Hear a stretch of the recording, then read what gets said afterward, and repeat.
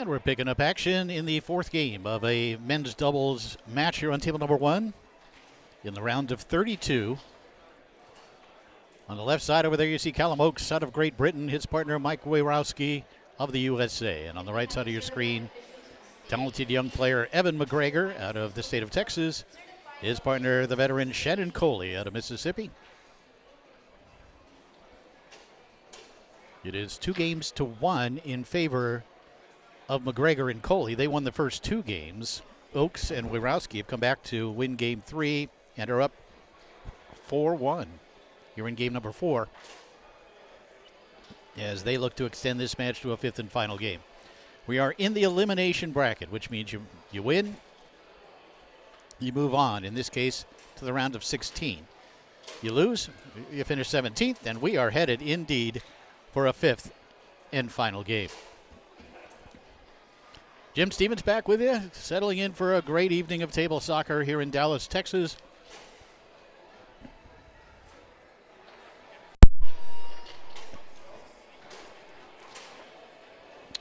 And hi again, everybody. Jim Stevens back with you. Heading to the fifth game of an open doubles men's division. So it's men's doubles. It's the round of 32. Callum Oakes, Mike Wejrowski on the left side. Callum out of Great Britain. Mike out of, he has a picture of Ohio on the front of his shirt, but Mike I know originally out of the state of Michigan.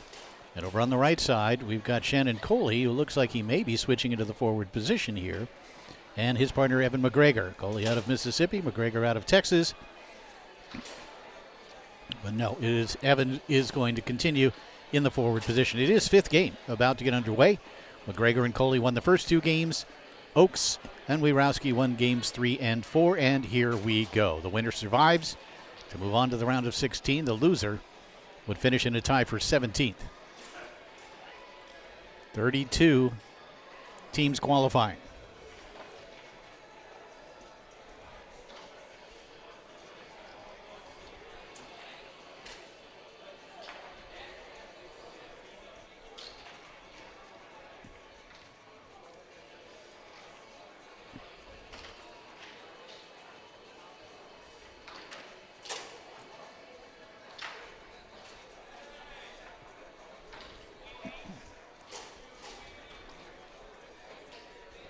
Got the number 9 seed after qualifying in McGregor and Coley. They get on the scoreboard first here in the fifth. Number 24 seed over on the left side. Interestingly, the number 1 seed after qualifying as Oakes goes dead man near side to tie it up at 1. The number 1 seeded team coming out of qualifying, Carlos Cespedes and Logan Hearn. How about that? Now 2-1 in favor of the team on your right. We're going to get a switch with McGregor moving back for defensive purposes. Callum Oakes, who has shot it very well throughout the match, especially these last couple of games, will get another chance here, this time against McGregor. Callum try to come near side, posting up to make the block is Evan McGregor.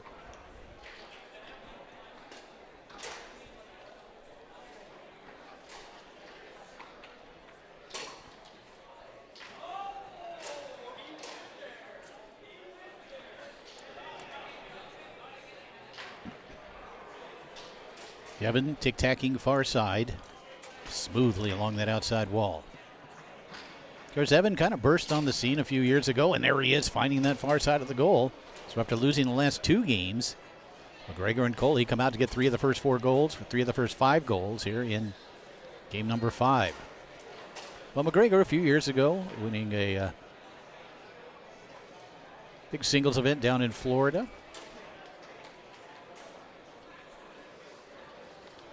Kind of a super single sort of thing. And Coley staying up there at forward right now, looking to pass.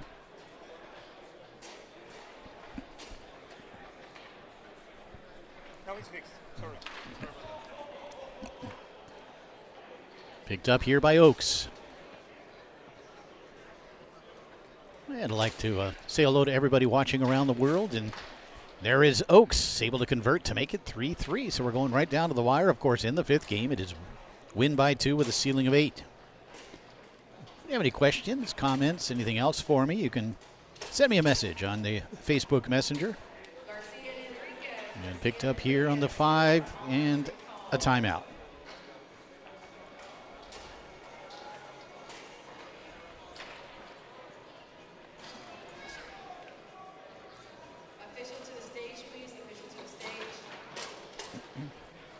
Oh, shout out to Judy Schober, watching back in Ohio, letting me know that you can indeed download the Foos app, not only on an iPhone, but on an Android as well. That's good to hear. Don't want to exclude anyone. But if you have any questions, comments, anything else, you can reach me Facebook Messenger, and I will check it periodically and love to shout you out or answer any questions or anything else. We're tied up at 3 here in the 5th game. Evan McGregor back in the forward position, puts it into play. That pass attempt partially blocked by Oakes. Comes back to Wejrowski.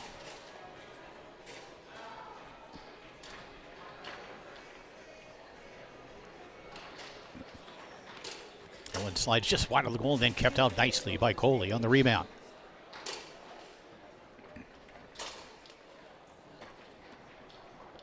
Shannon has it taken away by Oakes, who will step away and call timeout.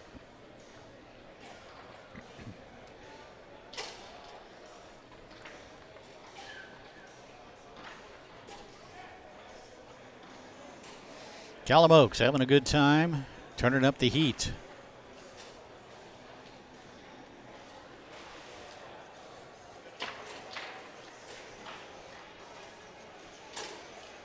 Callum will put the ball into play, trying to come back from a 2-0 deficit against McGregor and Coley. Oakes finds the hole near side. It's match point, which makes this a must goal for McGregor and Coley. Evan will call timeout.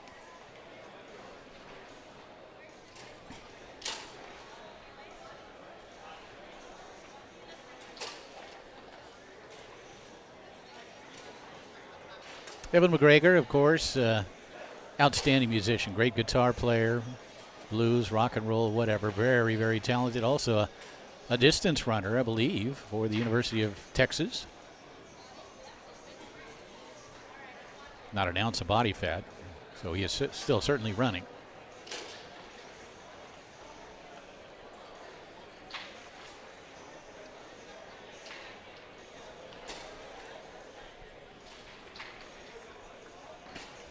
Evan will step back to the table and put the ball back into play. Trying to bring it down the middle, stolen away by Oakes. Looking to complete the comeback and move on in the men's doubles championship event, but that one blocked up into the air and off the table. I guess it's open doubles. Women can play this event if they wish to. All the doubles events are held simultaneously, so you have to choose which one you do want to play in.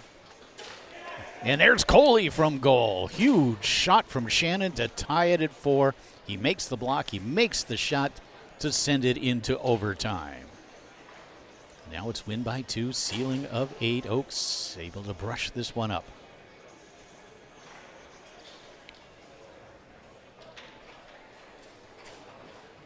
Callum waiting for that near side. Waiting, and then finds it.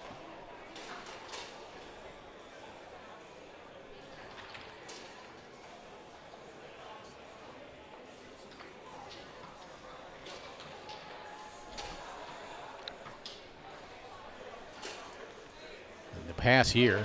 You can see that's something they have been working on. I've seen them execute it a couple of times. Oakes along the wall. His second opportunity to send his team to the round of 16. Will call time out.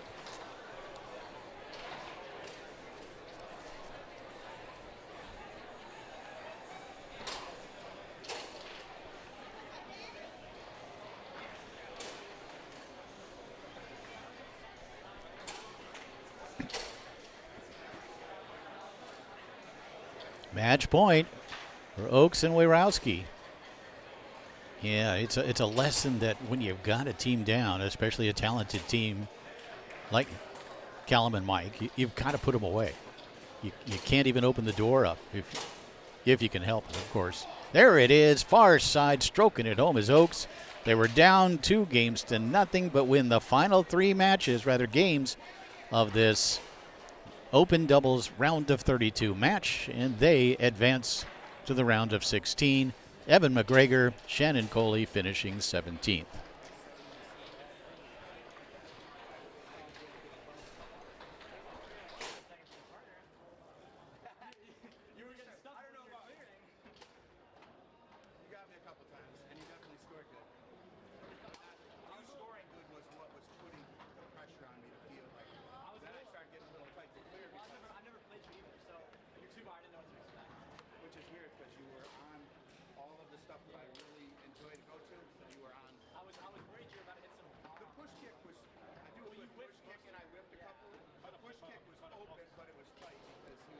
Foos app is now available. Download now at foos-app.com. At that 2 to 5 or that 3 to 5 at the end, I knew you were going wrong too. I was like, I knew you knew I was going wrong. He knew I was going wrong. I was surprised you didn't try to land. I thought you were either going to go wall or shot.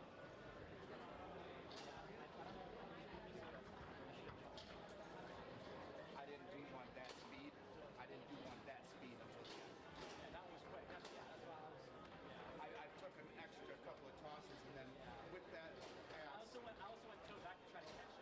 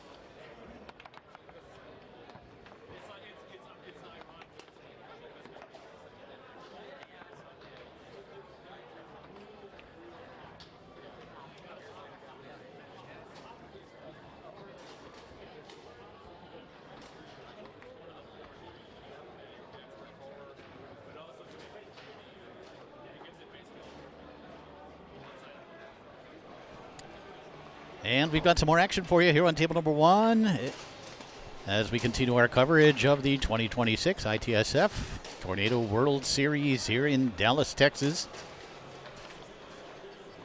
That's the great Billy Pappas over there on the left side, the Hall of Famer, his partner Matteo Gadioli of Italy.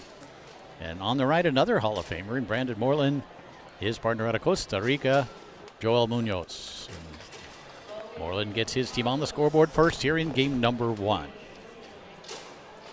Best 3 games out of 5. Winner would advance to the quarterfinals in open doubles. Always a pleasure to watch Billy Pappas play. We don't get that opportunity too often. But we, of course, have been following Billy since he was a very young boy. And Brandon as well, although Brandon, I think, more of a teenager when he sort of broke through. Everyone was aware of Billy Pappas when he was 9 years old.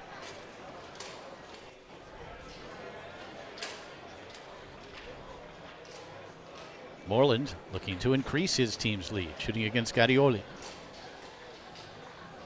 Brandon takes his time, comes around the ball and calls timeout. I love these early game timeouts. You get a little momentum out of the gate. You're up 2-0. You want to kind of hold on to that, continue to stay focused. Step away, use that timeout, let the opponents think about the fact that you're off to this good start. You've got a chance to increase your lead. Interesting to see as this match goes on how much switching we get with both teams. And there's Moreland putting it into play immediately into the pull shot. It's 3-0. And lulled Mateo to sleep, understandably. Here's Billy. Billy sporting that full arm tattoo and also sporting the great snake shot that he's always had. And it's now 3-1. When you have 2 great shooters like this, especially in a situation where they're basically both playing with non-professional players, that it oftentimes can come down to the 5-row. Who is going to get the most scoring opportunities on their 3-row? And so far, that's been Brandon Moreland. Takes advantage again here, and Brandon coming out hot in this round of 16 open doubles match.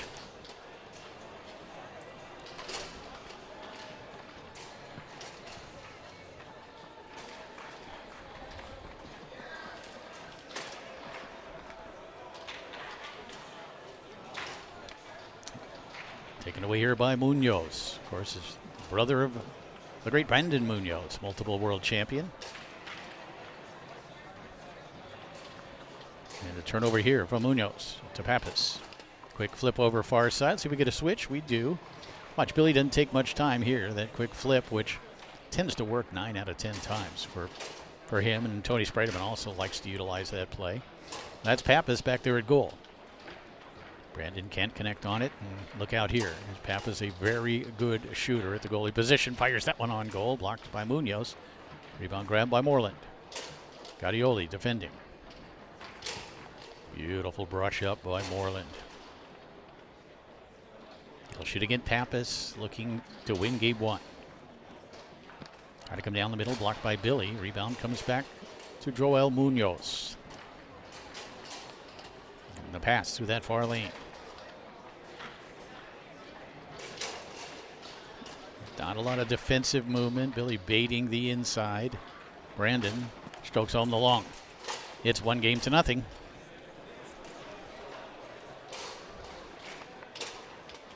That's 3 games out of 5. The winner will advance to the quarterfinals. Hope you're enjoying our coverage of the 2026 ITSF Tornado World Series / Texas State Championships. Another full day of action for you tomorrow.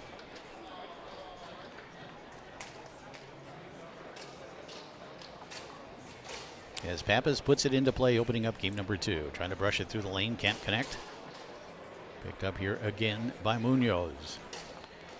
And has it stolen away by Pappas. Billy will set it up, take a look. Shot attempt blocked up into the air and off the table. A couple of recent Hall of Famers playing the forward positions. A steal and a quick conversion from Billy. Moreland, a 2026 inductee. Also the great Stacy Fowler inducted this year. Pappas sent into the Hall of Fame. And I don't know what happened there. An outside bank. And then Munoz hustled after it, knocked it in on himself. An own goal makes it 2-0.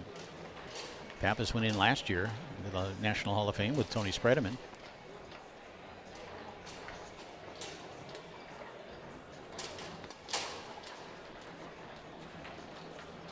Moreland. It's 2-1. For Brandon, when he's getting chances, is not missing.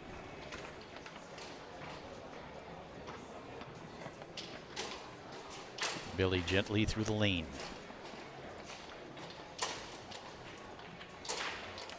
Tried to bring it over and go dead man. Just didn't worry about the lateral speed. Just wanted to execute it. But it rimmed off the post. And when you're Matteo Gadioli and Joel Munoz in this situation, going up against two of the greats ever, for you, it's get a little piece of them, do as much as you can defensively to get a block here and there, and especially in big situations, make sure you clear the zone. They don't need to score back there. If you do, it's a bonus. Also, make sure you capture those rebounds, you contain them. Don't give the opportunity the player their second opportunity, and Billy takes advantage of that here as he strokes it home near side. We've got a timeout. 3-1 lead here in the second game as Pappas and Gadioli have responded after that first game loss.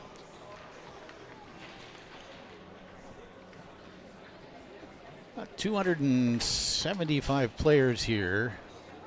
271 players here this weekend. Nice turnout for this great international event.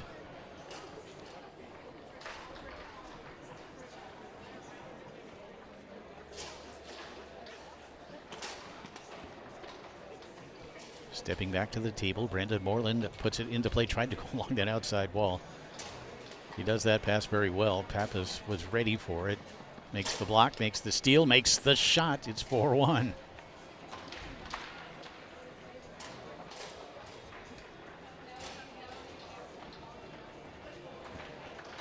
Strong opening game performance from Moreland and Munoz, but it's been a nice second game performance from Pappas and Gadioli.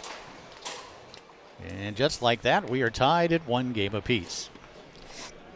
So again, it comes down to which forward is going to get the most opportunities on their 3-row. The first game it was Moreland. The second game, Pappas was the forward who had the most shooting opportunities on the 3-row.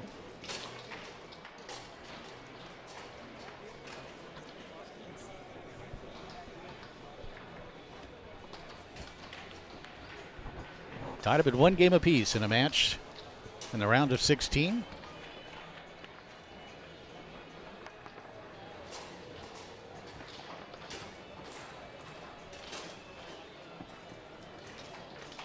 Moreland and Munoz 1 game 1, 5-2, and then a 5-1 win for Pappas and Gadioli as we open up game number 3.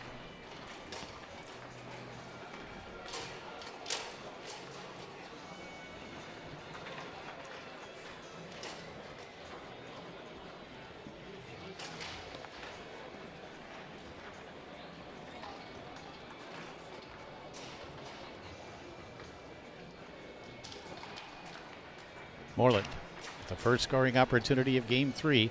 Tried to go long, expecting Gadioli to come off that hold. He did not. But he'll get a second chance here. And to give these top pro masters a second chance, they're usually going to score. To give them a third chance, they're almost certainly going to go 1 for 3, aren't they? Yes, as he finds the hole down the middle.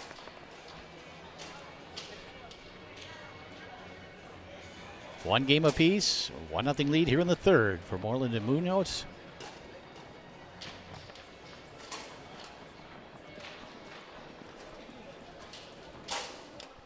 Pappas responds.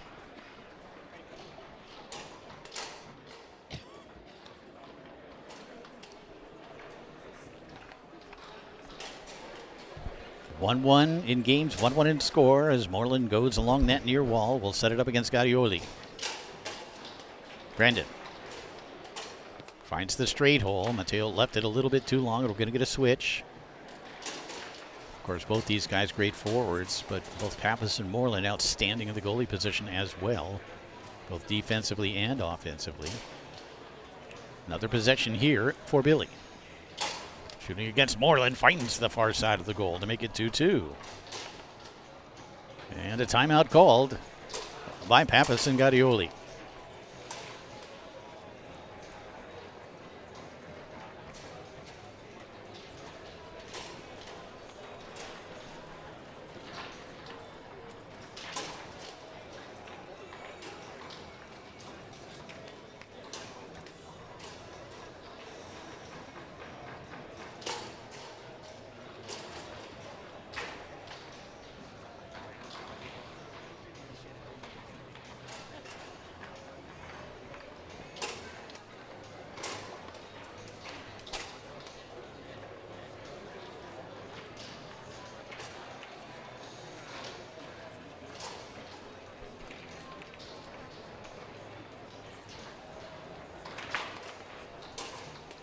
Moreland and Munoz on the right. Pappas, Gadioli on the left. We're even at 2 here in game number 3 of this best of 5 match in the round of 16.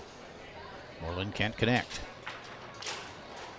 Every clear for these goalies is vital. Every possession for the forwards, vital. But the shooting percentages are going to be high. Wow, Pappas almost able to react and grab that. Munoz sends that one down the middle where it's picked up on the 5 by Moreland. A little hesitation and a brush down by Moreland creates another scoring opportunity for Brandon. And a chance to give his team the lead here in game 3. Brandon sits, waits, and again finds that straight hole.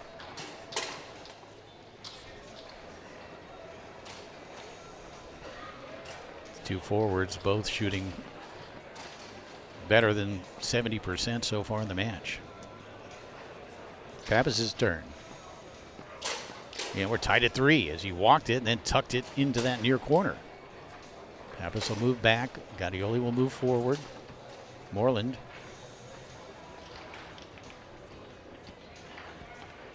Gadioli with a block along the wall.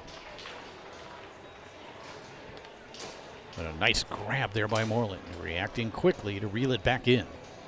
He'll set it up shooting against Pappas.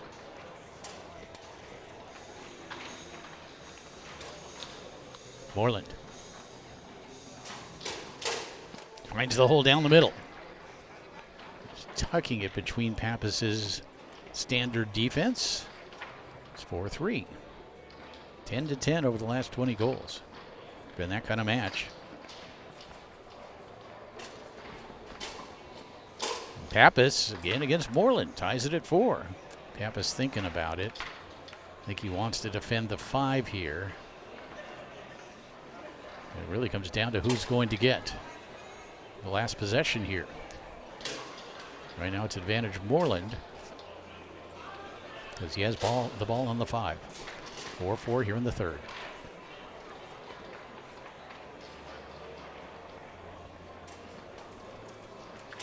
And Brandon will call time out.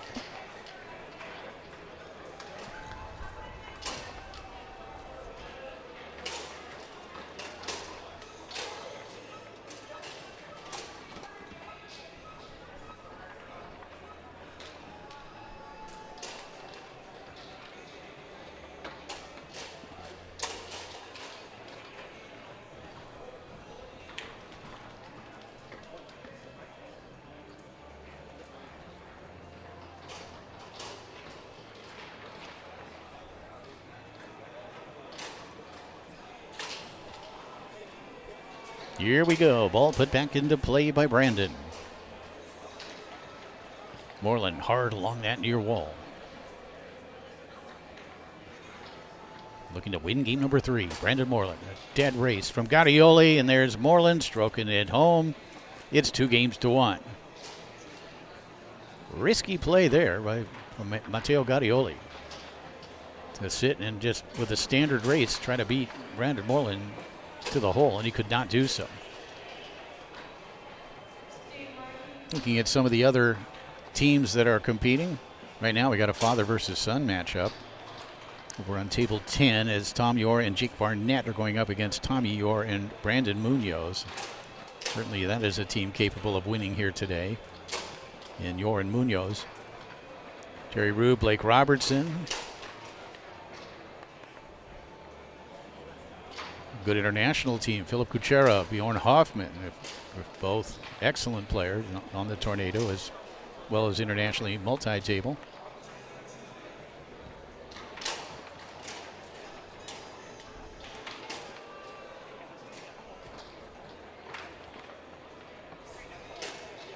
Tony Sprademan playing with Rudy Brenner of Filoro.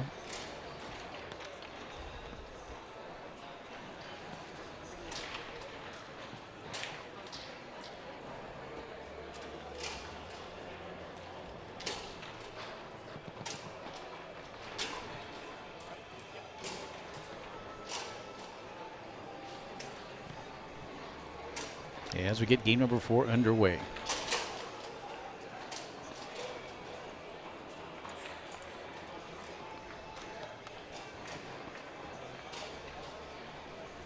Kind of an early round upset as 2-time world champions, 3-time world champions if you count internationally. Multi-table, Tracy McMillan and Dave Gummison lost in 5 games, 8-7 in the 5th. Jeff Pipkin Jr. and Michael Stahl. Wow, that must have been a heck of a match. And it's Moreland and Munoz on the scoreboard first here in game 4. It's a game that Pappas and Gaudioli must have. Pappas looking to get things started, and he does as he sets it up and strokes it home.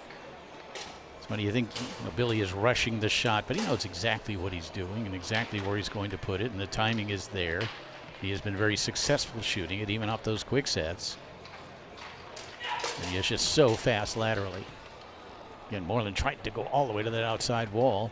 Does get it through, but it comes off the back wall to his 3. For the early lead here in game 4, Moreland, who has not missed much. And there's the pull to the push kick. It's 2-1.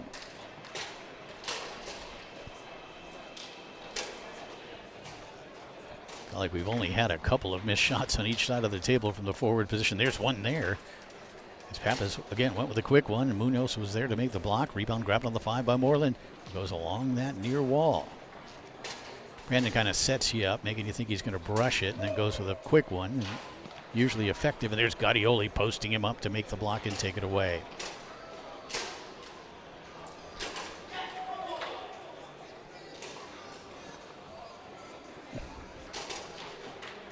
Gaudioli fires that pull kick wide of the goal. Rebound scooped up by Moreland. 2-1 lead for Brandon Moreland and Joel Munoz. This time Brandon couldn't hold on to that wall pass. A little too much on it, and Pappas comes back, brushing it through. Sets it up. And trying to come back down the middle, off the man and in. It's 2-2.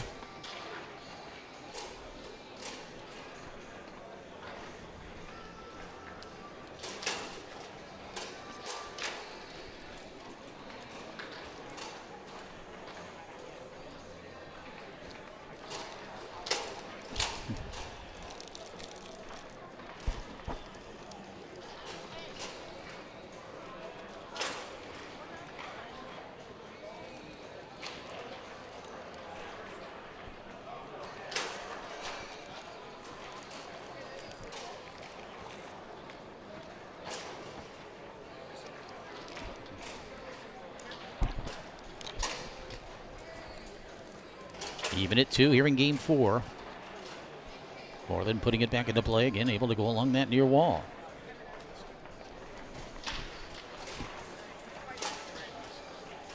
Brandon comes back with that rolling pull shot. It's 3-2.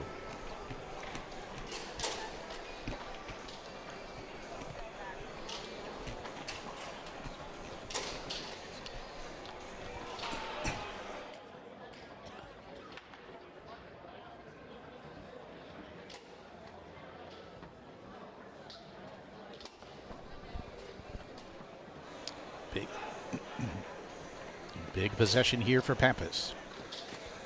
Try to come near side, 2 blocks in a row from Munoz. Something we have not seen a lot of, and then Pappas almost lost it. Another chance for Billy. Maybe you look for a score and a switch here. Got to get the score first. Munoz with that three-man shuffle, but Pappas all the way around it to make it 3-3. Gaudioli looking up to see if Billy wants to make the switch. He says no, I'm going to stop him on the 5.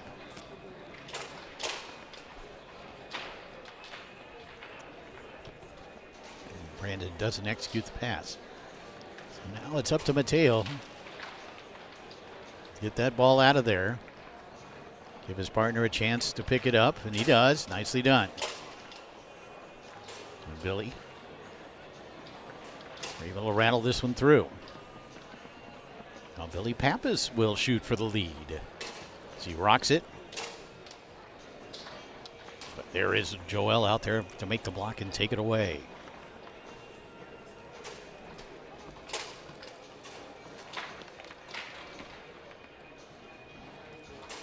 Three here in game number 4.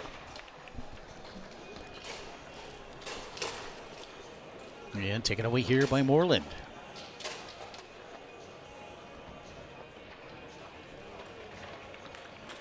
Oh, man, Mateo Gaudioli got a piece of that one to keep it out. Looks like the hole was there. And Mateo able to grab it, clear it. Pappas scoops it up.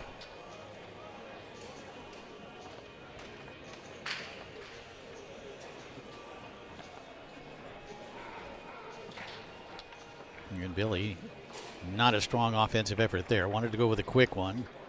Kind of lost the grip halfway through the shot. So this is a big ball. 3-3 here in the 4th.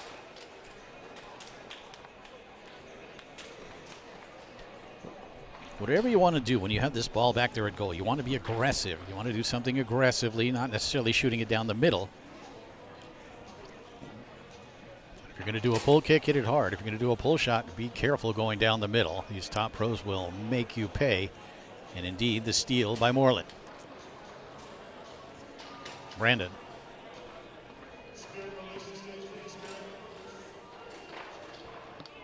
There's Gaudioli to make the block. Again, Moreland. And it's match point as Brandon finds that hole down the middle. Pappas and Gaudioli must have this ball to stay alive. I have to think if Billy scores this, he wants to be the last line of defense against Moreland. But we'll see. First, he's got to score it, and he does. Finding the hole down the middle, you saw Gaudioli ask him. Billy continuing to say no. Billy wants to defend on the 5. The way Brandon's been shooting against both players, maybe that's the right move, but Brandon will call timeout.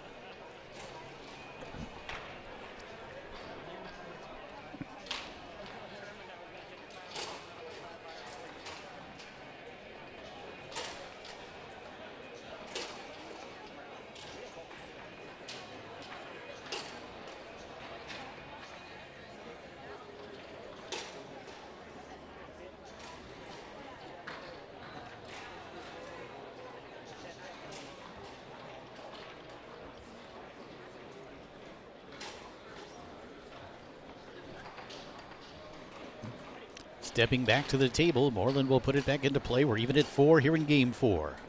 Match point for Moreland and Munoz. And Brandon can't connect on the pass. You got to be careful if you're Gaudioli. You don't want to shoot it down the middle, but he'll call timeout. I wonder if you bring Billy back there to shoot this. I know he's thinking about it. He does have, I think, one timeout still remaining. And I think that's what's going to happen. Yep, let's get Billy back there, one of the best shooting goalies in the history of the sport. Also will serve as the last line of defense if Moreland does get a possession. And if Gaudioli is able to grab it, he'll call timeout, bring Billy back to forward as Pappas puts it into play. Just looking to get the ball to Gaudioli, but there's Munoz to contain it, sends it off the outside wall. Now that one off the inside wall by Pappas. Not sure he meant it, but he'll take it, and we are even at 2 games apiece.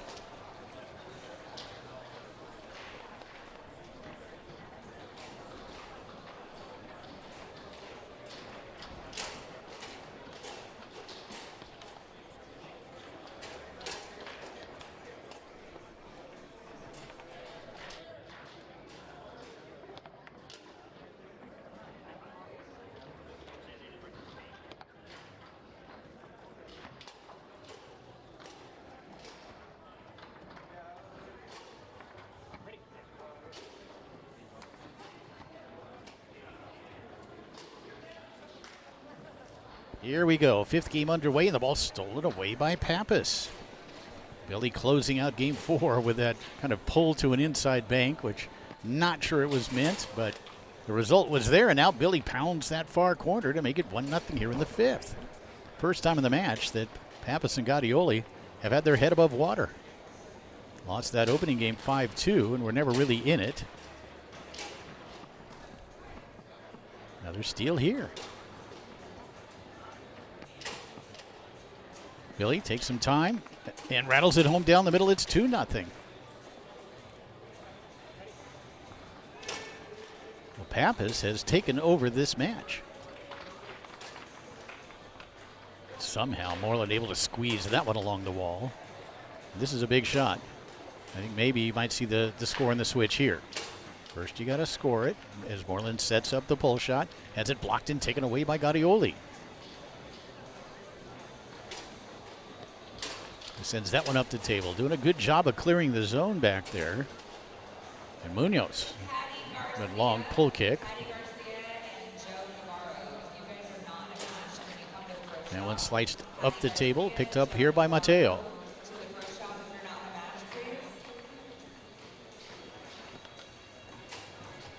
Who clears it? Pappas picks it up on the 5. But can't connect on that pass. Up the table, Munoz. Moreland had it briefly, probably should have had it. Gaudioli. Again, you want to be careful here. Nothing that can be spiked like that. You got to keep it out of the front of the goal against these quick-handed top master players. A couple of Hall of Famers in the forward position. And that one cost him. It's now 2-1. Billy. 5 has looked good for Pappas. The 3 has looked really good, although Munoz here to make the block. Like since that first game, it's been Pappas who has controlled the midfield. And also shooting it well. It's 3-1.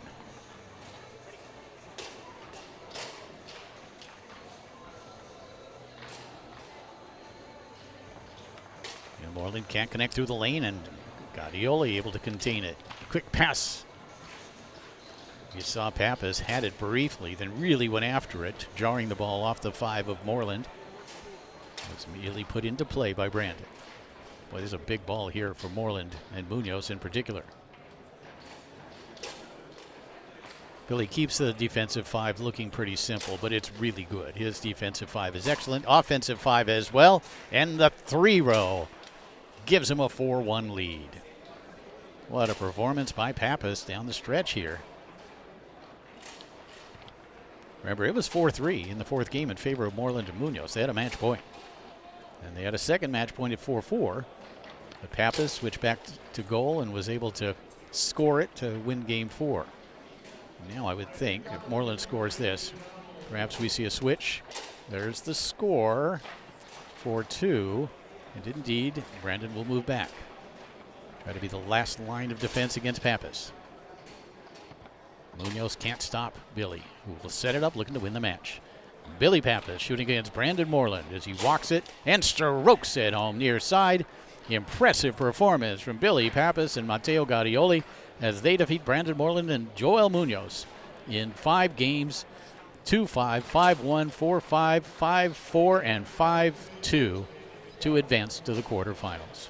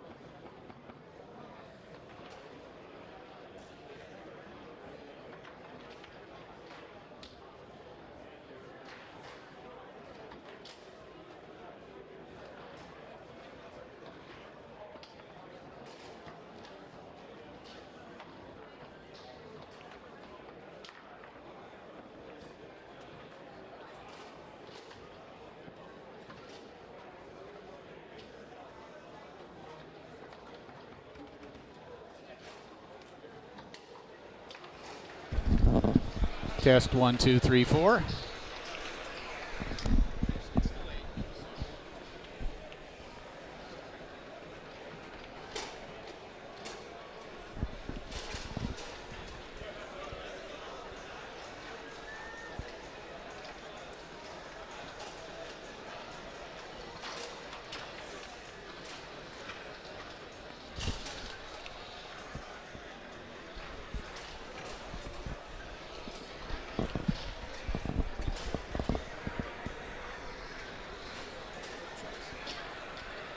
Testing, 1, 2, 3. Yeah. Test, test.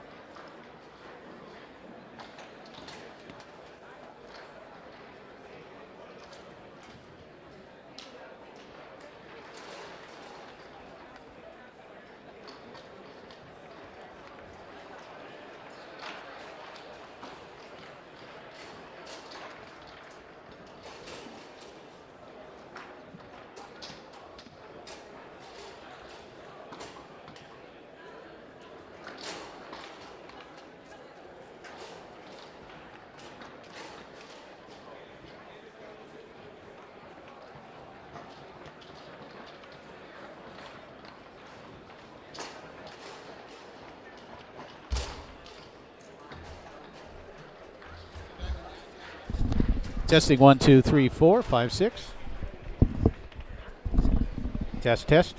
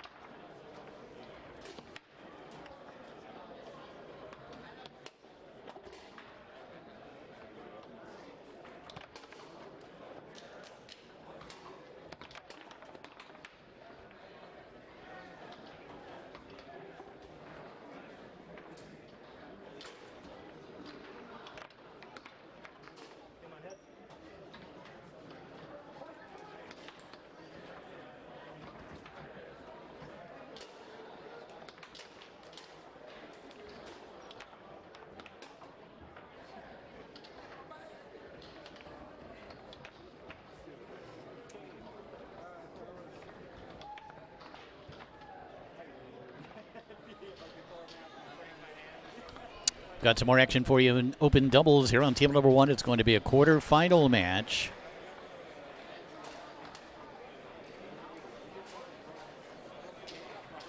Of course, we just saw Billy Pappas, Matteo Gadiolio about an hour ago advance to the quarterfinals with a win over Brandon Moreland and Joel Munoz.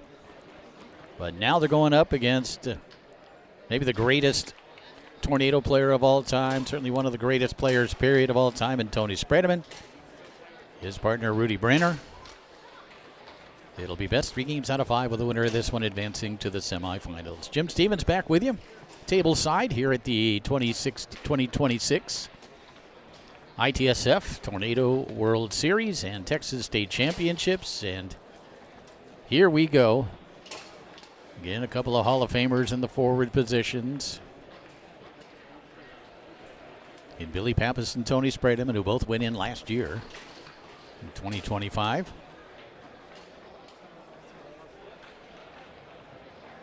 And Billy Pappas will put it into play opening up game number 1. Pappas was really good in that previous match. The 5 was very effective, shooting percentage well above 70%. Brenner sends that one down the table wide of the goal where it's picked up by Gadioli. And for Matteo, talked to him after the match. He said it's difficult. It's hard to block him. And I said to him, I said, well, the key is to get one here, get one there, make maybe on a 4-4 situation, just get a block. But great players are going to score. And then the other key for him is to clear the zone, which he did very well. He does so here as well. That one blocked up into the air and off the table. Will be put back into play by Rudy Brenner.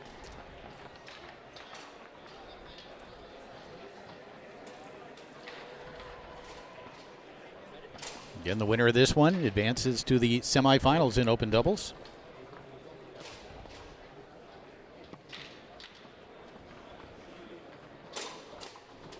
And Billy Pappas getting his team on the scoreboard first here in game 1. We have this quarterfinal match. Sam DeJohn, Cody Byrie going up against the Brusteins, Eric and Adrian. Carlos Espedas and Logan Hearn are facing Callum Oakes and Mike Wejrowski, who defeated Terry Rue and Blake Robertson in a round of 16 match. So Espedas and Hearn eliminated Philip Kuchera of Austria and Bjorn Hoffman of Germany to get here.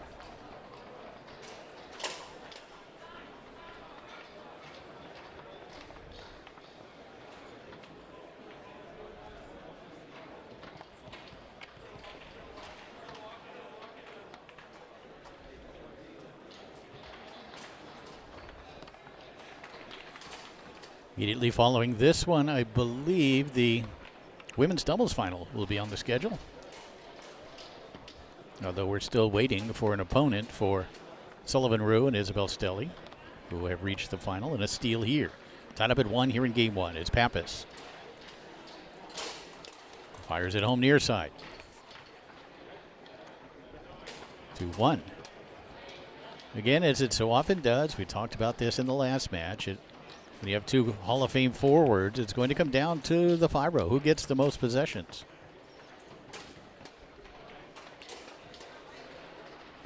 Pappas and Gadioli leading 2-1 here in the first. Gadioli continuing to clear.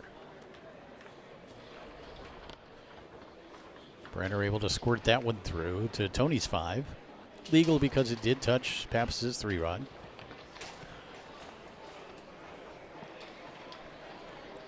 And Tony will look to tie it at 2 here in game number 1. Spredeman works that far side, then a little bit of a hitch to get Gadioli off the hole, and then converting to that far corner to make it 2-2.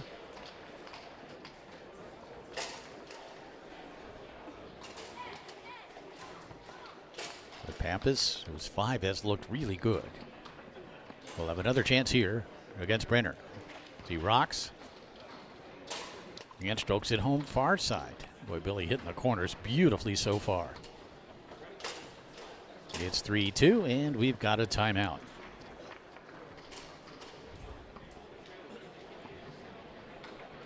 Also in the quarterfinals, another pre-tournament favorite, Tommy Yore and Brandon Munoz, are awaiting the winner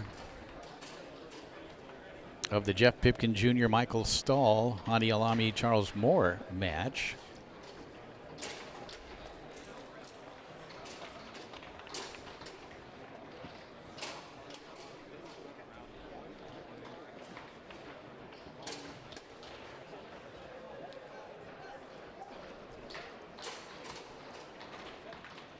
Trailing 3-2 here in the first game. Spredeman puts the ball into play. Try to go along the wall. Pappas with the steal.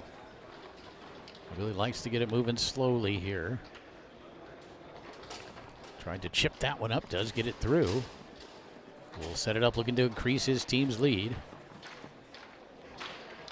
But there is Brenner with the block. Stabbed towards the goal with a fly by Tony. Sent back the other way off the inside wall by Gaudioli. Fortunate effort there, but it's now 4-2 in favor of Pappas and Gaudioli. Tony with a steal.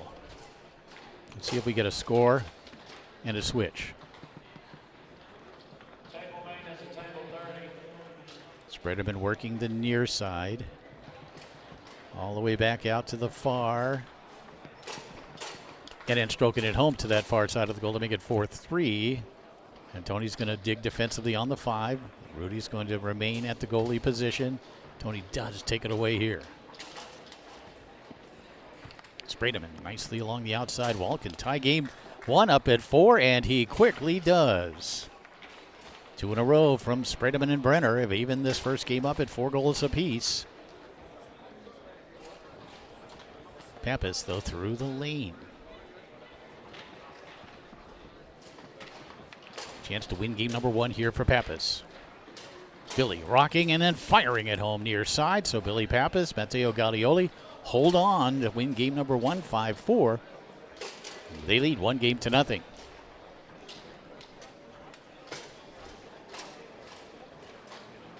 This is a matchup that we have seen for many years. 2 forwards who can score the ball almost at will with great 5 rows, great all-around games.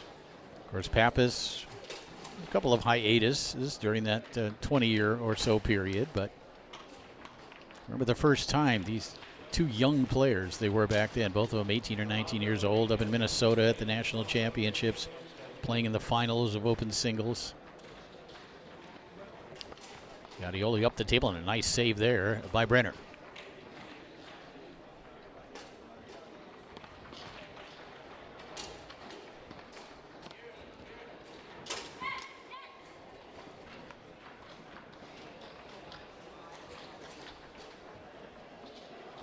Rudy going to slow it down a little bit here. Got to be careful going down the middle.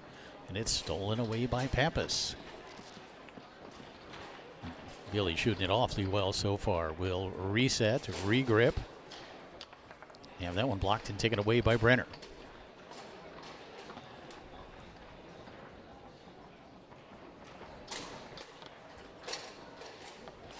Tried to clear it near side, intercepted by Pappas.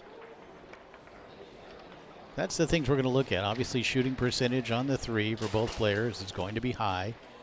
2 wins the battle on the 5, and the other thing would be the clearing percentage for the 2 goalies. Because turnovers will kill you. As a goalie, you turn it over to the 3 rod of these great players. They're going to make you pay most of the time. And Mateo gets in the way of this one up into the air and off the table. No score here in the second game. 1-0 lead for Billy Pappas and Matteo Gaudioli.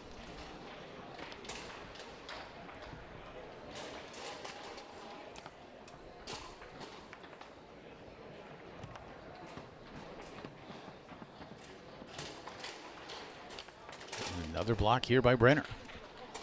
Not sure Billy liked his execution on that one. And that ball can't be contained by Brenner, which gives Billy another opportunity to strike first here in game number 2, and he does to that near corner to make it 1-0. Tony working that far wall.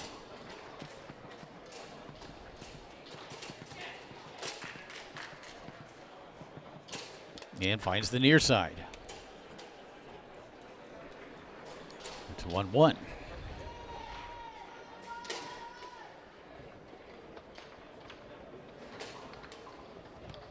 We try to go down along the wall, blocked by Spredeman. And then a chip up angle, beautifully executed by Pappas. But there's Brenner again to make the block. That one off the edge of the table right back towards the goal. And Gaudioli will send it back the other way, clearing it to give Billy a chance. And Pappas near side blocks by Brenner, but it top spins into the goal. It's 2-1. Rudy was there, but that spin carried it through, and sometimes you got to block a ball twice. But back comes Spredeman.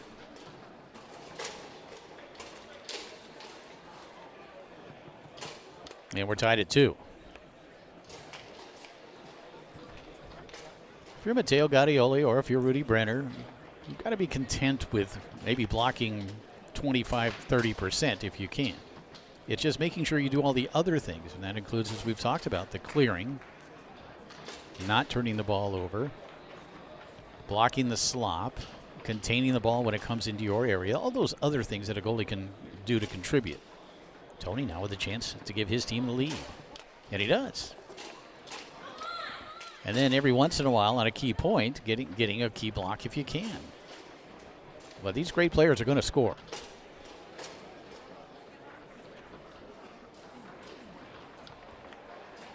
And Gaudioli could not contain that one, giving Tony an opportunity and a goal, and we're going to get a timeout here. So the momentum now on the side of Spredeman and Brenner. Watch here as Billy's shot attempt rattles in, kind of spun into the goal. Tony came back with a shot to the corner, the near corner, then the far, and then again to the near, kind of a quick set. Spredeman and Brenner now just a goal away from evening this match up at 1 game apiece.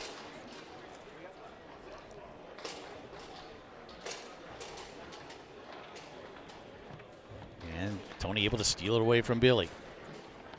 That goes back along the wall, and he'll set it up looking to win game 2. Tony Spredeman from snake shot position, blocked back the other way by Gaudioli, picked up by Pappas. And what a turnaround there. Looked like Tony could win that game up 4-2. Instead, it was blocked and sent back the other way, where Pappas cuts it to 1, now at 4-3. You gotta always watch out for Billy from goal, and there it is. That long pull shot evens it at 4.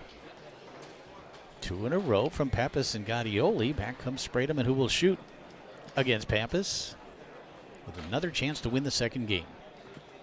Spredeman. Shot near side, blocked and taken away by Pappas. Billy's shot attempt back towards the goal, kept out by Brenner. Brenner along the near wall. I don't think Tony can quite reach it, although not from lack of trying. And that means Pappas will put it back into play. He's already scored once from back here. Going to set it up near side, it would appear. And then trying to come down the middle, blocked by Spredeman back into the goal. It's 1 game apiece. Even if you're Billy Pappas, you got to be careful going down the middle against the great Tony Spredeman. Pappas and Gaudioli won game 1, 5-4. Spredeman and Brenner respond with a 5-4 victory in game number 2. And we'll head to game 3, even at a game apiece. Pappas working the corners beautifully. Always a pleasure to watch these two all-time great forwards. And Pappas simply loses that one back to Spredeman.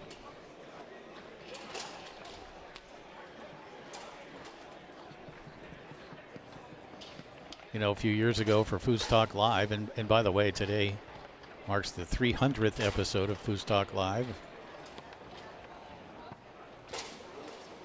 with Tom Robinson and company.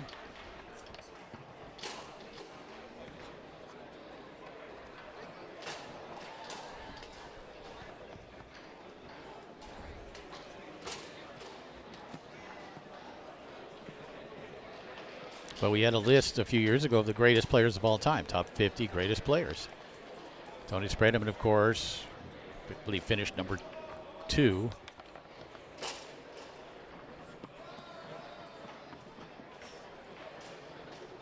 That's top 50 all time on the American Tour, and now Pappas converts near side. to open up the scoring here in game 3. And Billy Pappas was right around 10 somewhere, and maybe a little higher than that. But the only thing kind of holding Billy back, a couple of things. One is just there were periods of time where he just didn't compete. The lack of a doubles world championship. That one sent up the table by Brenner sort of gets through Gaudioli, or even at 1. But really, these are 2 of the top 10 players to ever play on the American Tour. Billy did win 4 open singles world titles, and also a great multi-table player, has world championships on other tables, and there is Brenner up the table and off a man and in. Rudy being aggressive offensively, and it results in a lead for his team here in game number 3. Tony can't quite steal that one. Pappas had some difficulty with it. It squirts forward to Brenner, who tried to come along that near wall, does clear the zone. Pappas watches as Sprademan will pass. And Tony now with a chance to increase his team's lead here in this 3rd game.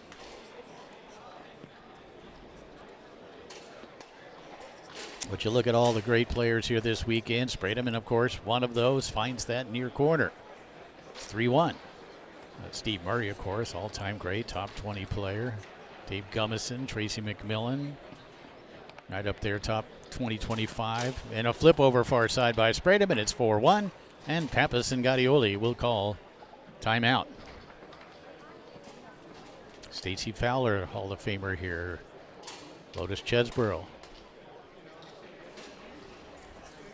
Other players eventually fair chance of reaching the Hall of Fame. Certainly when you look at Tommy Yore and Brandon Munoz, they're on a Hall of Fame track. Sullivan Rue. Tom Yore also here as a Hall of Famer. Terry Rue, I think, will get in soon.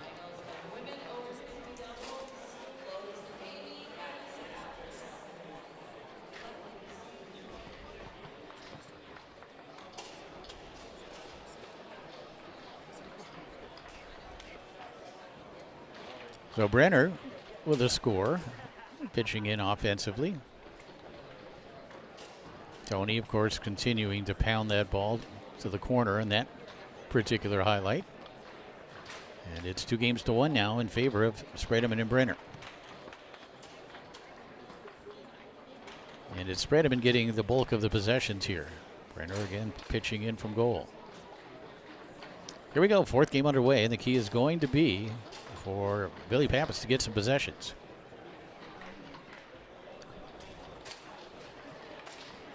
Billy can't connect here.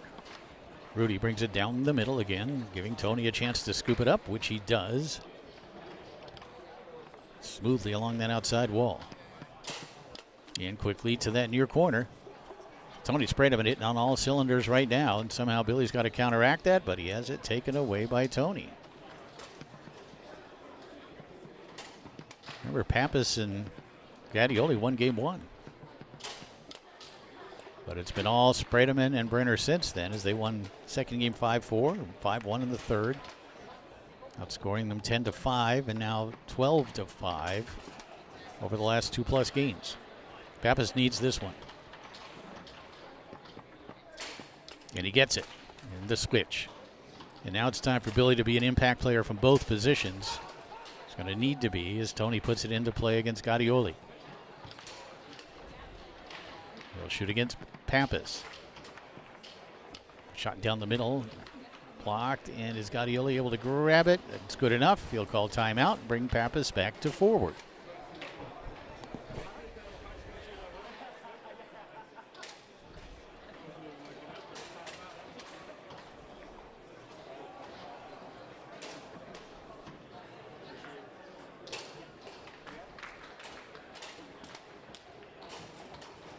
Pappas will put the ball back into play.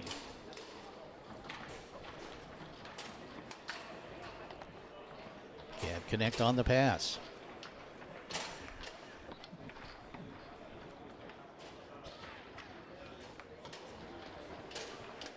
Here's Rudy.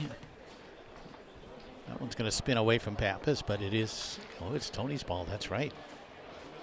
Sprademan and Brenner were up 2-0 here in this 4th game.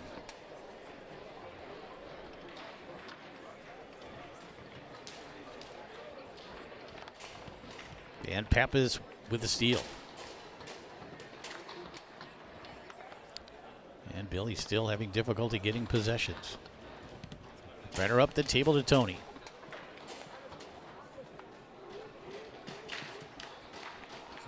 Tony went wide of the goal with that one. Hole looked like it was there.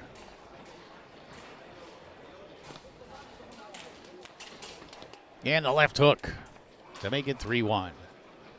Tony been saving that one.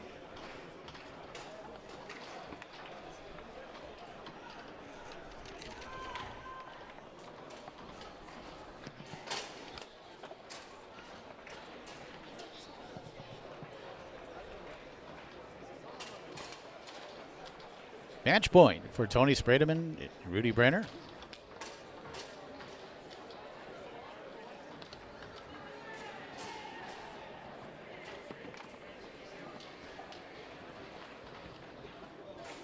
One lead for Sprademan and Brenner. Pappas makes it 4-2.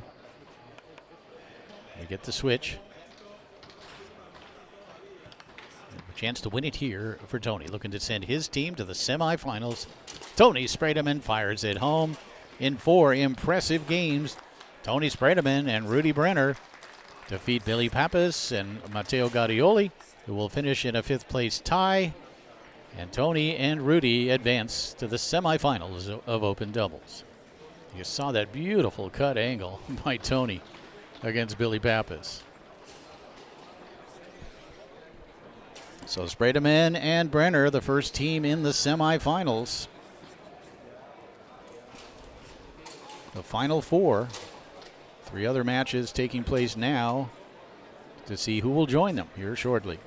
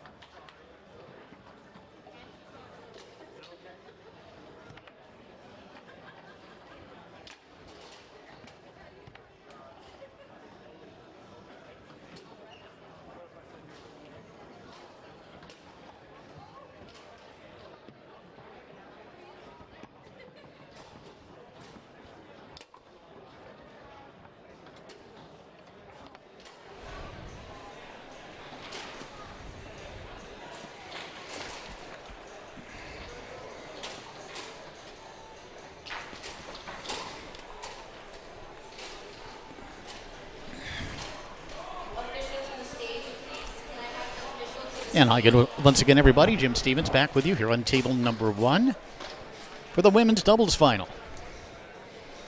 Got the defending champion, Stacey Fowler, Miriam Ali on the right. Sullivan Rue, Isabel Stelly, the powerhouse team on the left.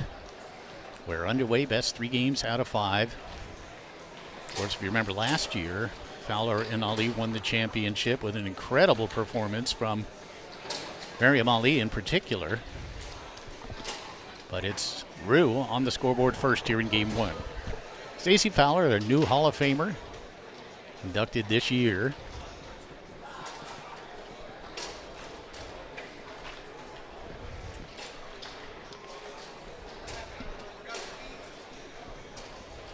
This one taken away by Stelly. Show you how strong of a team Sullivan Rue and Isabel Stelly are. They were the 2 finalists in women's singles, with Rue coming out on top.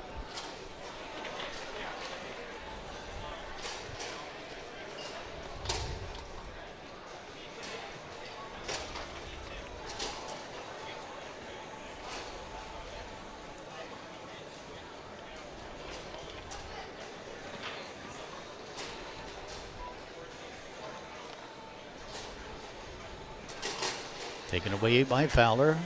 Stacey Fowler, a former Tornado women's singles champion and women's doubles champion with Shelley Langley a few years ago. And she ties it up at 1. She won that singles championship now. It's been, good 23 years or so. And I recall she beat Cindy Head in the final.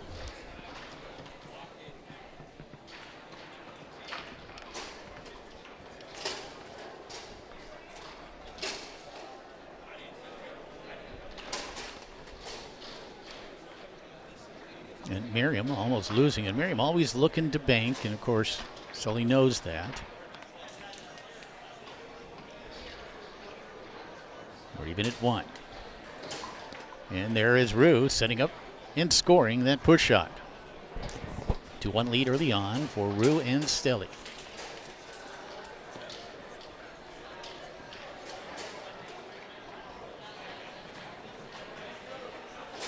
Sullivan will again set it up. No, going to go with a rolling push shot down the middle.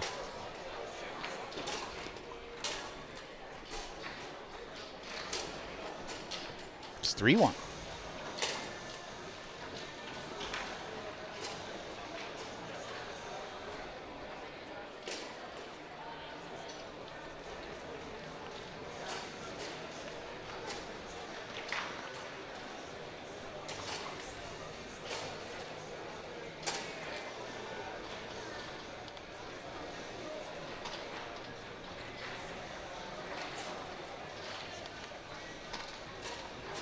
Another pickup here for Rue.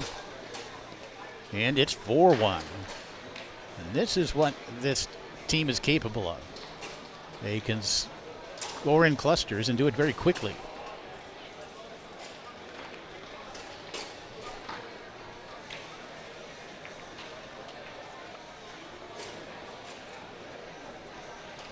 Sully down the middle.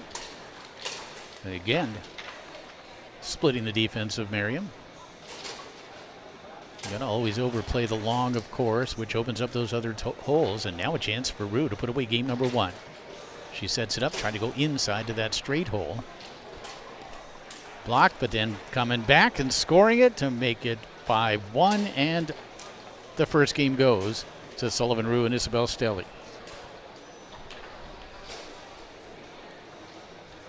There's that straight. So she's working the inside with a couple of splits, a straight, and another.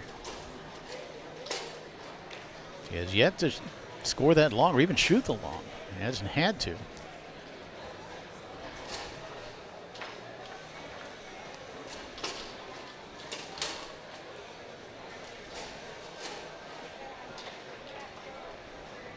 Second game underway, and Stacey Fowler needs possessions.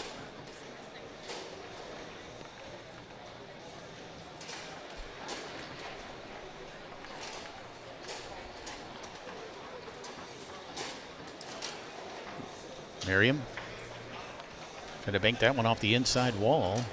Rebound grabbed by Stelly. 5-1 win in that first game, and a takeaway here by Fowler. Stacey, more of a traditional snake shot shooter. She'll set it up, rock it, and go to the corners or down the middle. Sully beautifully through the high lane. See what she does here. Again, going inside. That one tucking it through the reverse defense of Miriam Ali.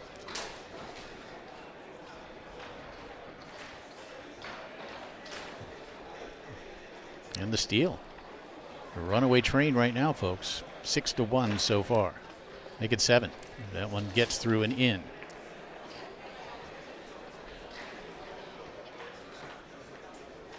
Stacey Fowler and Miriam Ali finished up their semifinal maybe 15 minutes ago. A win over Hannah Bufkin and Vesti Hoffman. And from goal, there's Stelly. And what can you do if you're Stacey Fowler and Miriam Ali? You can slow the pace down. You can try doing that.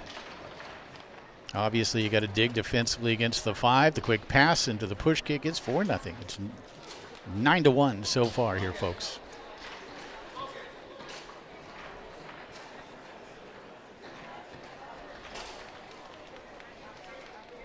Sully continuing to hit the inside part of the goal with straights and splits.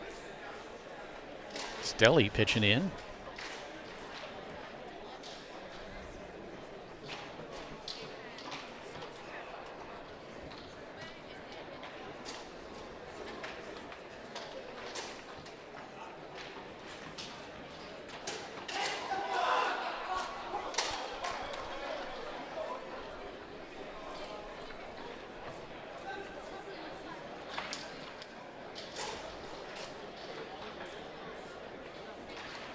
Stacey Fowler, Miriam Ali facing a buzzsaw early on. Sully just not missing much. There is a block. She also blocks the rebound, and then Stacey sends it in with a 5. Stacey says, let me give her a try. Does keep that one out. And then has it stolen away by Sully, who will set up the push shot and again find the straight hole. It's 2-0. 10-2 so far.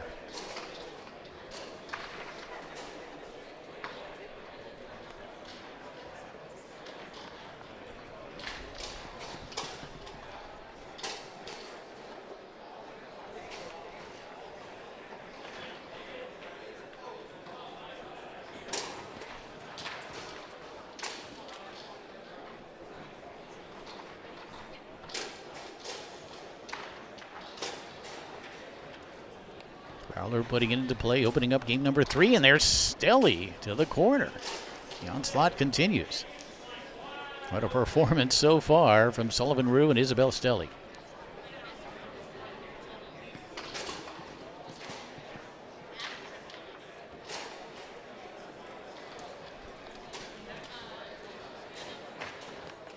And that one back into the goal.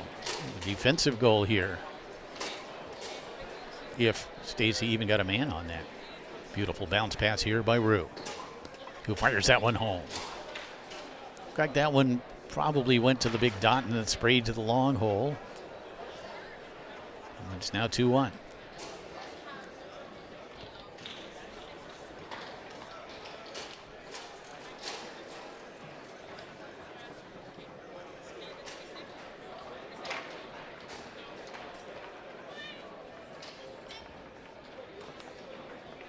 And Stelly with a turnover here, picked up by Fowler.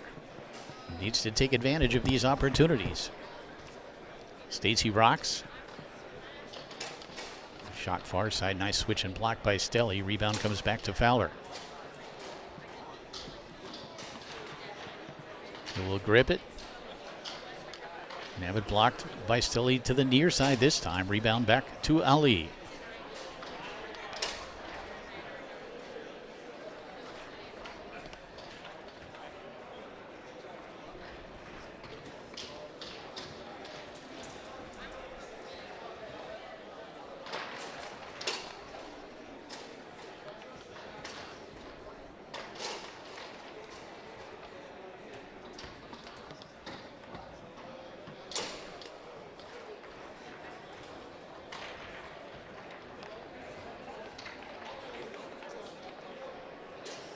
Isabel a little lucky to survive that little bit of a flurry.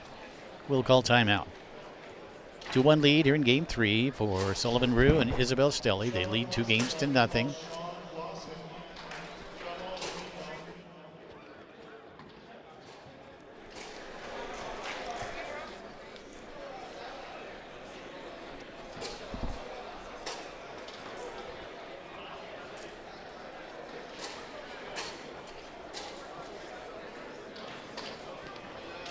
Putting it back into play is Stelly. That shot down the middle, blocked by Fowler on the 5. Comes back to Isabel.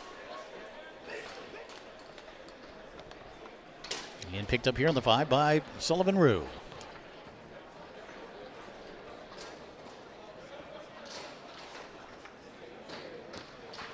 Miriam able to block that shot down the middle. Sully again. This time she is able to cut it back between the defensive men of Miriam Ali. And it's 3-1.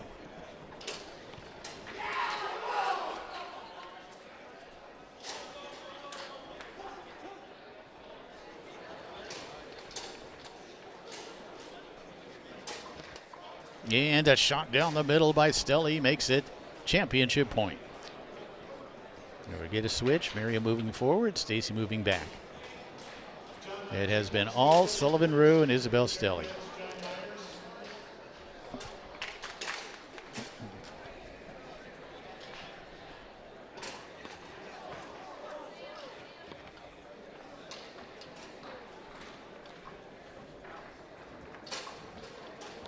And that one blocked back into the goal, and there it is.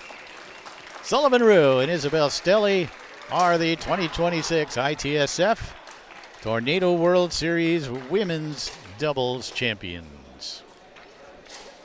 And what a performance, winning 5-1, 5-1, and 5-1 to win the title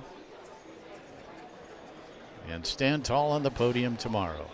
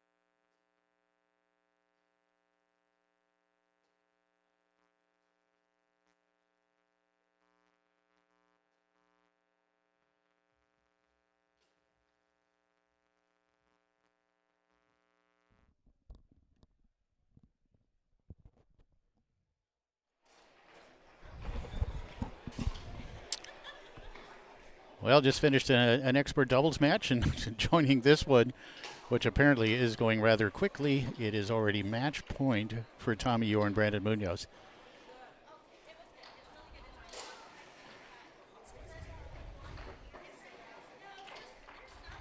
Beautiful slingshot, but Yor there to make the block.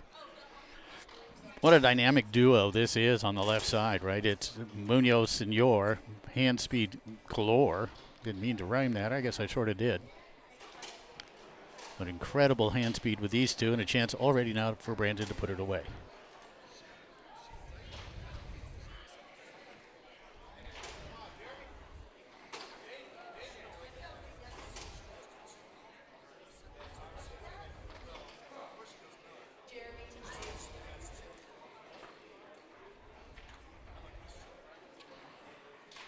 And a timeout called here, or time called here. Pipkin took a little bit too much time. Ball awarded to Munoz.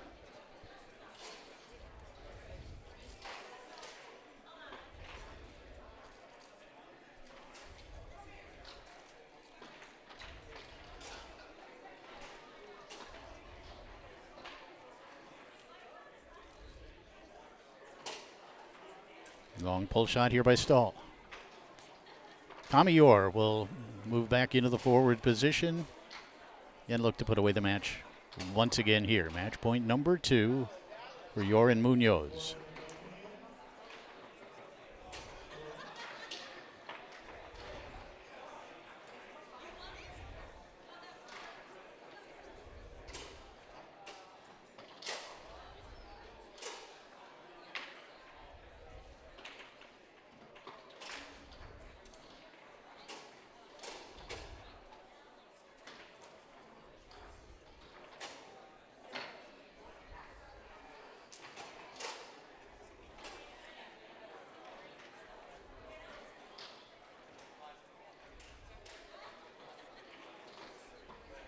Oh, the steal and then into the goal for Yor.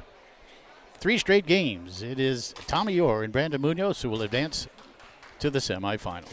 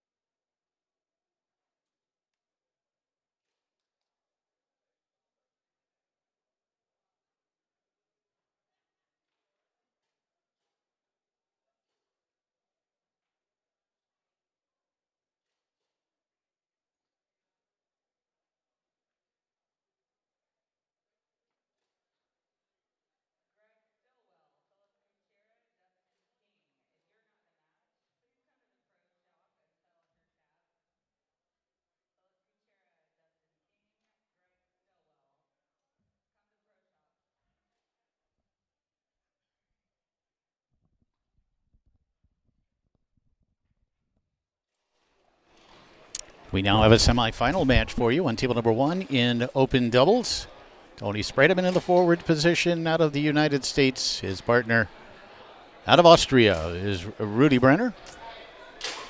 They'll be on the right side of your screen, and over there on the left will be the Bruchsteins brothers from Germany, Adrian and Eric. Adrian in the forward position, Eric at goal.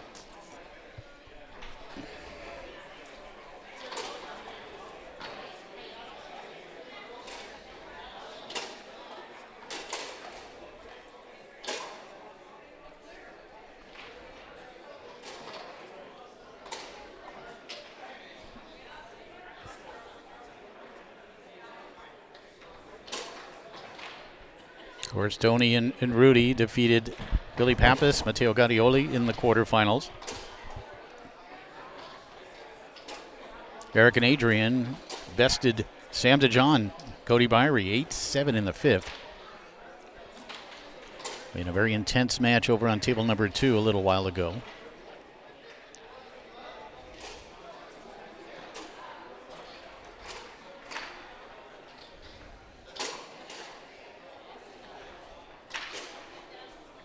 In the other semifinal, you've got Tommy Yore and Brandon Munoz, and Callum Oakes and Mike Wyrowski. How about that?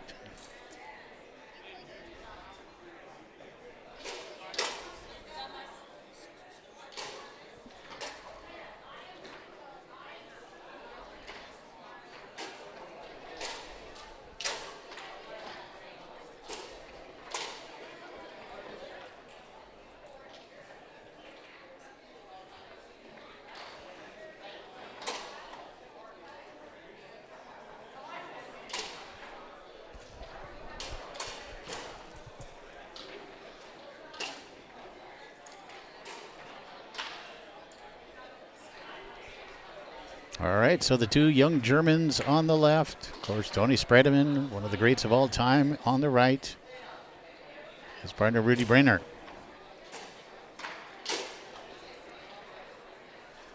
Adrian goes through the high lane. Catching it on the 3-rod, will set it up against Rudy. Shot attempt here, blocked up into the air and off the table by Rudy Brenner. Brenner will put the ball back into play.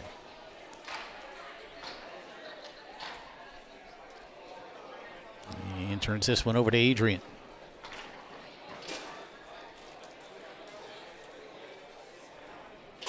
And he finds that hole to the far side. One thing we've seen, and this is the first time I have seen Adrian play. I've maybe seen Eric play once earlier this weekend, but one thing I like with Adrian so far, he's had 2 possessions. He's took his time nicely on both. But Tony comes right back, stroking that one home to make it 1-1. They've got to find a way to contain Tony, whether that's on the 5 or the 3. And Tony will continue to adjust as the match goes on, and that sometimes the adjustment part of it can be difficult for young players. It's a skill that slowly but surely gets developed in that you adjust, then you adjust again after they adjust. Spredeman 1 for 1 shooting it so far. A lot of defensive movement from Eric. Tony tried to come near side. Rebound grabbed by Eric Bruchsteins. And he's able to stroke home that pull shot from goal. It's 3-1. So the Bruchsteins brothers off to a good start here in this opening game, as they really need to do, and they're going to call timeout.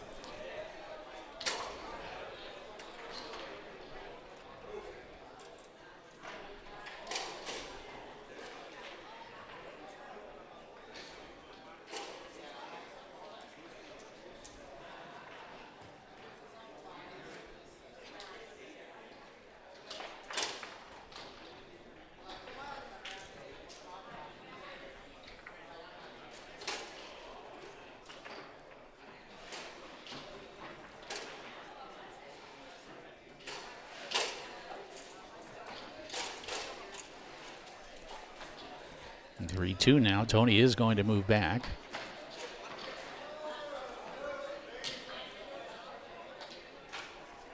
And the steal here made by Rudy will grab it on the 5 row and call timeout.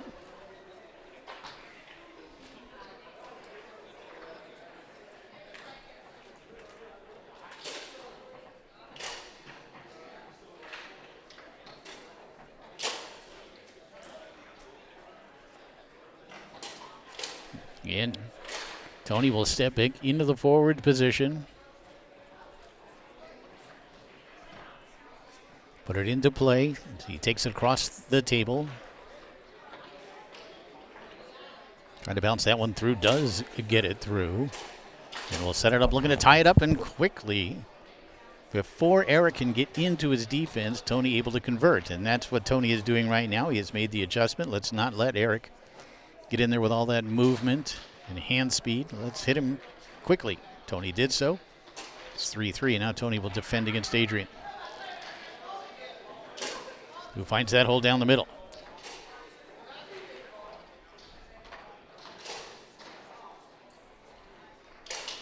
Four 3 now in favor of the Brusteins brothers. And Tony got it through but couldn't hold on to it. Here's Eric, who scored from this position a little bit earlier on in this opening game. And they'll call timeout. I believe that's their second. 4-3 lead for Eric and Adrian Brusteins here in game number 1. See, Tony didn't take much time and found the hole. Sometimes that's what you got to do, especially with a kid who is like right there. The kid is so quick back there and lots of movement, covering a lot of the goal. And there are times you just want to get it and go before he has a chance to get that defense set up.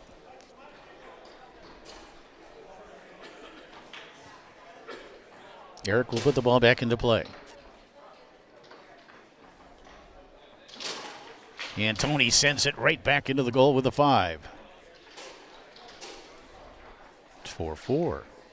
Tony staying in the forward position. Defending against Adrian's 5. Blocks that brush down pass. Adrian tried to circle the ball and then brush it through. Tony back along the wall using his speed against him. And then the quick flip over far side. It's 1-0, just like that. And again, Tony going with the quick one. You could see it. Not letting his opponent get into the defense. Flips it over far corner. Nice little comeback by Tony Spredeman and Rudy Brenner as they claim the opening game 5-4.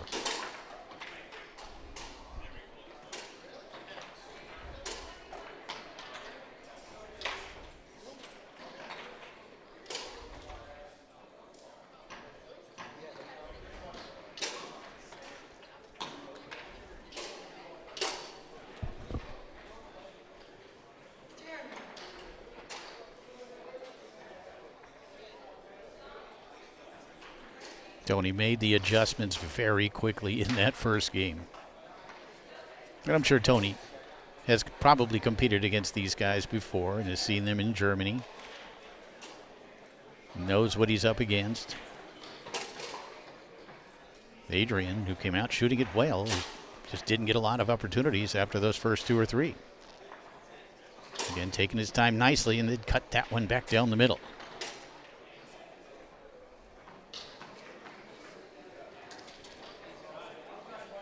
Adrian with a block. Tony didn't execute the pass.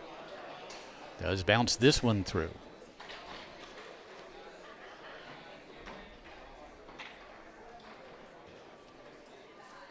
Spredeman working that far side. Going to take a little bit more time here, and he finds the back of the goal to that near side. Tony really heating up here. Adrian went with a quick one. Doesn't execute there. Grabbed on the 5 by Spredeman. Swings and misses on a left hook, and it comes back to Adrian on the 3. And he'll call timeout.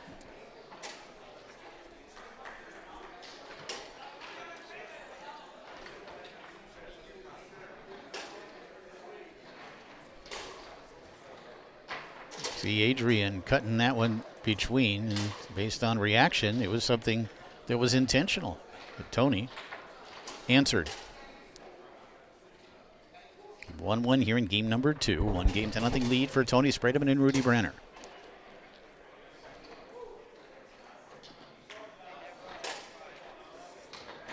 Adrian puts it back into play, and again, finding the inside.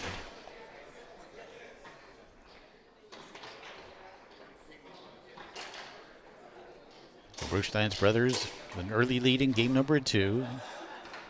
Just as in the first game. They were up 3-1 and up 4-3 in the opening game. And then this guy took over. He evens it at 2. If you're a defender against Tony Spredeman, he's going to get his. You know that, right? You just got to try to get a piece of him. Just get one here and there, and then make sure you do something positive offensively with the ball, whether that is just shoot it, pass it, clear it. You saw Tony lean over and let his partner Rudy know that it was time for a timeout. Very tight middle here. A little bit of a hitch right before that to make the defender think corner.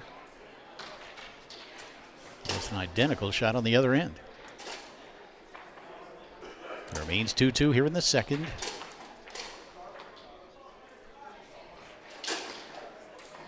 Rudy sends that one down the middle. Adrian had it briefly, and now Tony will take it across. He can't connect on the pass. Eric trying to go to the short side with that pull shot. Back the other way comes Rudy.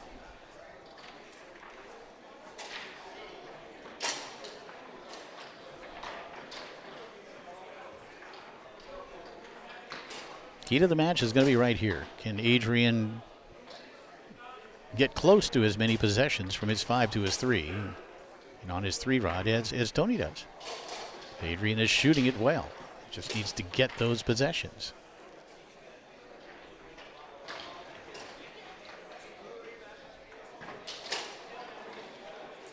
And Rudy up the table off a man and in. Like Rudy just wanted to get that one and get rid of it. He did. Caught a break as it hit off the defender and angled in, and they're now up 3-2, already leading 1-0. Here's Adrian. Continuing to shoot it well. It's 3-3. We're going to get a switch here. Eric up, Adrian back. It just can. The Germans get enough possessions on that 3-rod to take advantage of the good shooting, and that pass ends up in the goal for Tony. Another break here for Spredeman and Brenner. That's 2 in a row, and they're up 4-3. Now Tony's going to move back and defend. A lot of times when Tony does this, and he doesn't do it a lot, he just wants to demonstrate for his partner what he thinks would be a good defense. And if he thinks it is a good defense. But Tony generally not going to spend a lot of time at goal. He's very confident with his defensive 5, feels like he can stop any forward. Does like to bank the ball back here on occasion. Let's see what he does. Trying to pass it, trying to clear it, maybe get Rudy a possession to bring Tony back to forward. Now Eric was looking at the banks. Tony, of course, so quick back there. Also has a really good push shot. But the pass along the outside wall, caught by Brenner. They'll call timeout and bring Tony back to forward. Well, that is obviously a play that they have worked on. Rudy had the man down, was in position to catch it. Tony laid it on there. Rudy quickly called the timeout to bring the great Spredeman back to forward. Now Tony with a chance to give his team a 2-0 lead. Looking to advance to the open doubles final here in this match. Play the winner of Oakes and Wejrowski and Tommy Yore and Brandon Munoz.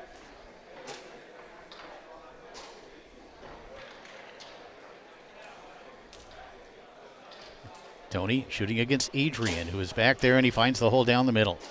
It's 2-0. Spredeman and Brenner up 2-0 after a 5-4 win in the first game, a 5-3 win in game number 2.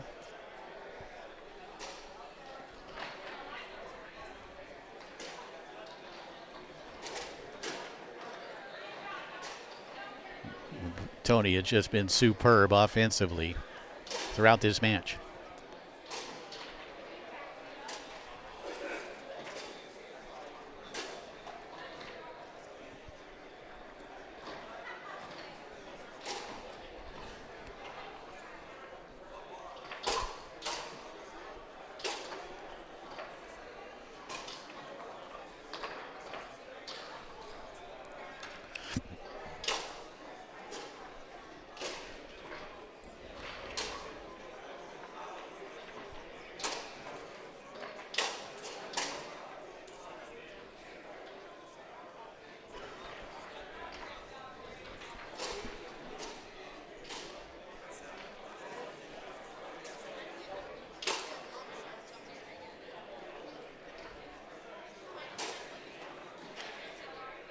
Here we go, third game underway.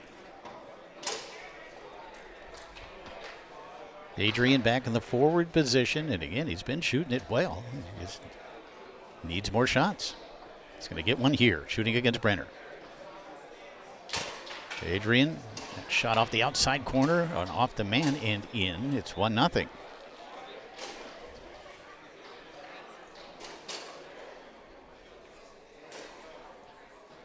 Sprademan back along the wall. That is a deadly pass. He's counting on you to react. It's hard not to. Sprademan shot attempt blocked by Eric. Comes back to Tony.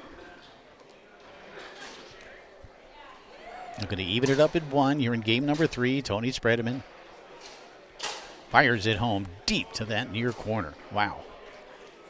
Not much of a hole there. Adrian just needs to continue to get the ball, but Tony takes it away. Tony checking. Quickly along the wall. There's Adrian to make the steal.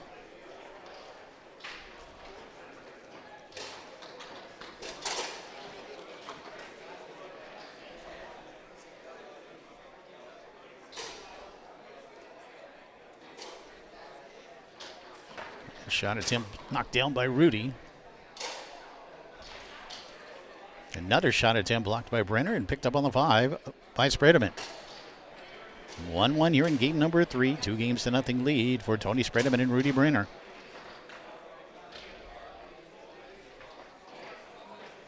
And taken away here by Adrian. And quite a weekend for the Brusteins brothers. I believe Erica was 3rd in men's singles. Here they are in the semifinals of open doubles as well.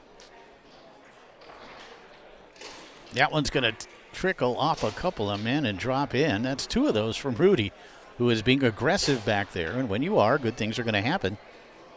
That's 2 goals for Rudy. In through the high lane. The 5's been very good for Adrian.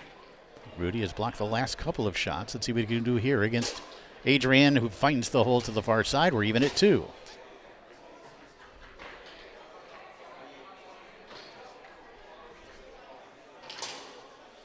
Sprademan through the lane. Tony's so good at reading the situation. Looking to give his team the lead from snake shot position. Tony Sprademan working that far side, then takes it right back out to that far side. That is a shot that he loves to use and probably shoots 90% on, where he takes it out to that far side of the goal, gives a little bit of a hitch to get the defender off the corner, and then is able to convert. 3-2 now in favor of Sprademan and Brenner. Makes this a big shot for Adrian, who rocks. Overplaying the middle, as you can see. And Adrian will call timeout. You always want to, when you see these young players, especially the European players, but the American players as well, how good are they at managing their game, at using their timeouts, at taking their time? Look how deep that one was. Back the other way for Tony. Tony's going to step back there and defend. And Tony has something in mind that he thinks Adrian is going to do. Let's see. As Adrian sets it up and goes with a quick one. That's a smart play by Adrian Brustein, taking a page from Tony's book. As he got it and went with it, didn't give Tony a chance to get into his defense. We're even at 3, but back comes Sprademan, who will shoot against Adrian, looking to return the favor.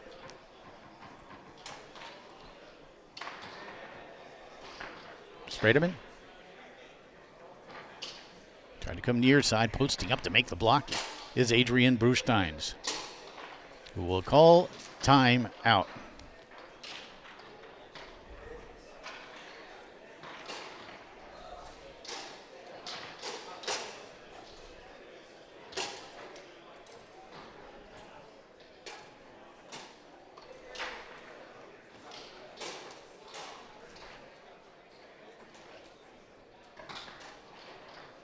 There you saw the quick one from Adrian. This is Eric now moving back into the goalie position. We're even at 3. That one fired down the table, ends up on the 5 of Spredeman. See if Tony works that wall. Yep, going back to that wall. And again, it's hard to resist. You got to come off once it bounces. And Spredeman shot at him far side, taken away by Eric. Brustein's brothers trying to stay alive in this semifinal match.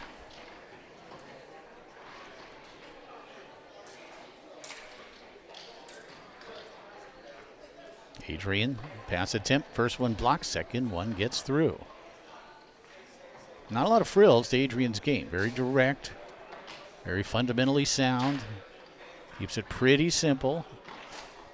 That one not contained after the block by Brenner, which gives Adrian another chance, and he takes advantage. Stroking it home to that far side to make it 4-3. Again, the switch. Adrian moving back, Eric moving up. Spredeman quickly along the outside wall. Shooting against Adrian, looking to tie it at 4.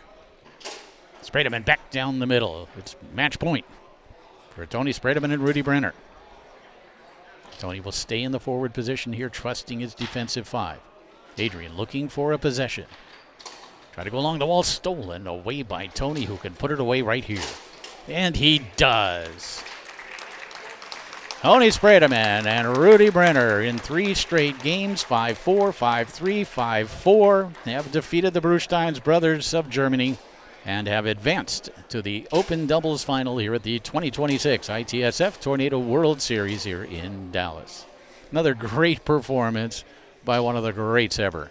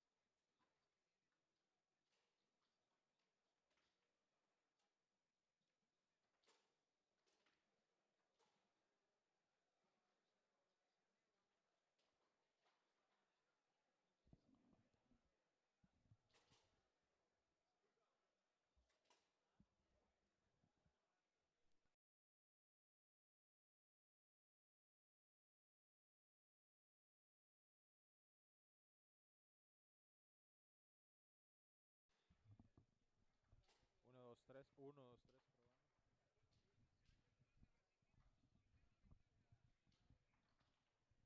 Uno, dos, tres, 1, 2, 3. Ok, ok.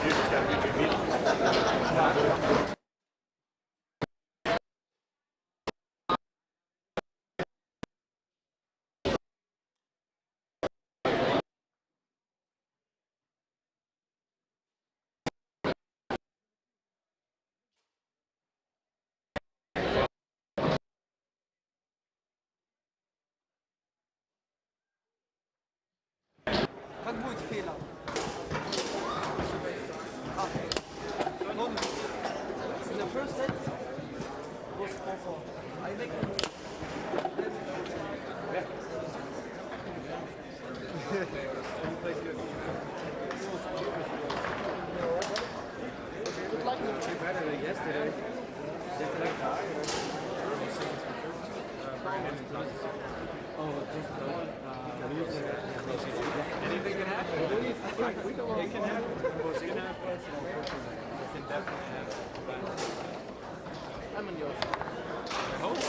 I hope so. I haven't said out you all weekend, bro.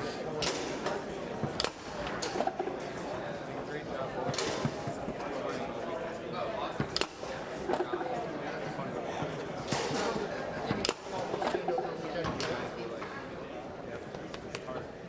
I'm the same. That sounds good.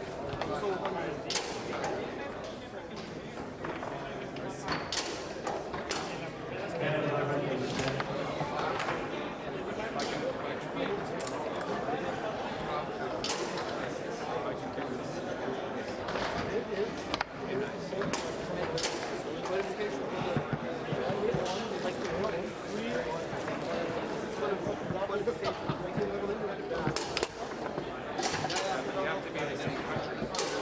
And he's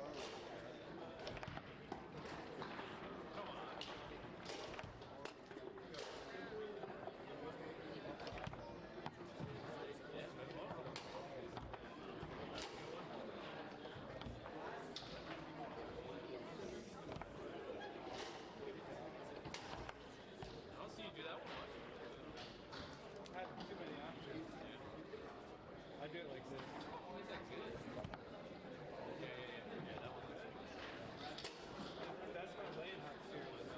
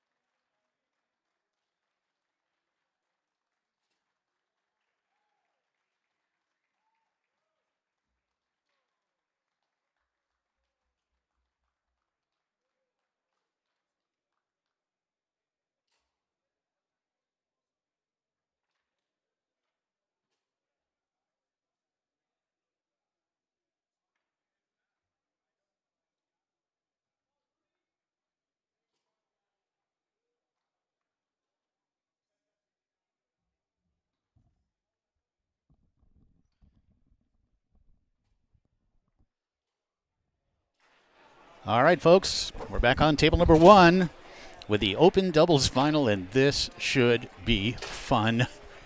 It's Tommy Orr, Brandon Munoz on the left, Tony Spredeman, Rudy Brenner on the right.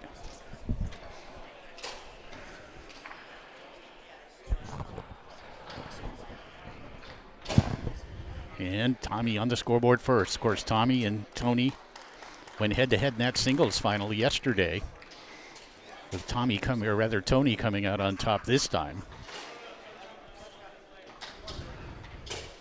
Shot down the middle here by Tony.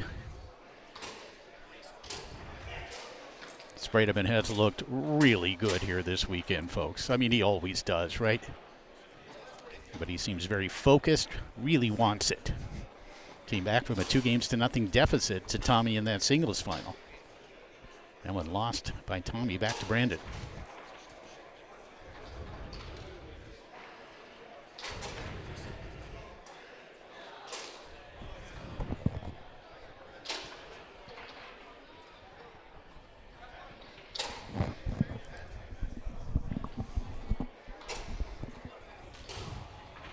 One here in game number 1, best 3 games out of 5. And again, in the Swiss format, it's just one match. It's not what many Americans are used to with that double elimination format. You play the qualifying matches in the morning, early afternoon, and you move into the elimination bracket where it's win or go home. Tommy will shoot for the lead. And he finds it as he strokes it home to that near side. So you certainly have 3 of the best Tornado foosball players in the world on this table. And at this stage, maybe you would put them 1, 2, 3. Maybe throw Ryan Moore in there as well. And then Rudy, of course, who is an international player and has played, obviously, on Tornado. He's quite good. But certainly not in the class of the other 3, or maybe doesn't have the experience that the other 3 do in big matches. But he has played very well. He's done exactly what he needed to do up till now. He's scored a little bit. He has defended well. He's cleared the zone, doing all the basics of what a goalie needs to do. We're even at 2 here in game 1 as Tommy will set it up against Rudy. Orr walking it and then brings it all the way near side, stroking it home to make it 3-2. Lateral speed on that shot. Remarkable. Tony coming back. And we'll see from the point of view of table management whether Tony at some point may jump back there in a defensive situation. We have seen that so far here this weekend. But Tony also a guy who has great confidence in his defensive 5. Sometimes he will not make that switch, counting on that defensive 5 to make the block and potentially the steal. Does make a steal here, and he looks to even it at 3, but there's Munoz getting in the way to block it and take it away.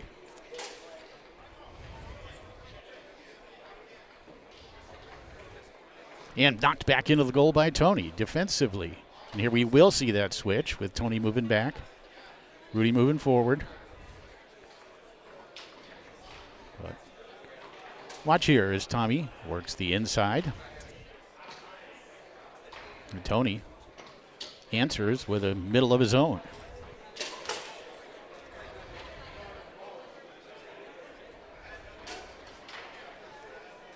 Even at 3 here in game number 1. And indeed, Rudy will move to forward. Tony in a defensive situation will step back into the goalie position. As Tommy Orr will put it into play quickly through the lane. He'll shoot against Tony. Orr for the lead. It's 4-3. Tony committed, had 2 of the 3 covered.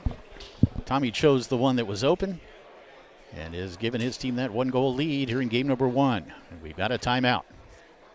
Referees for the match, Terry Rue and Miriam Ali. Watch how he worked it all the way out to the far side, then to the near. And there's the defensive goal. And then Tommy against Tony.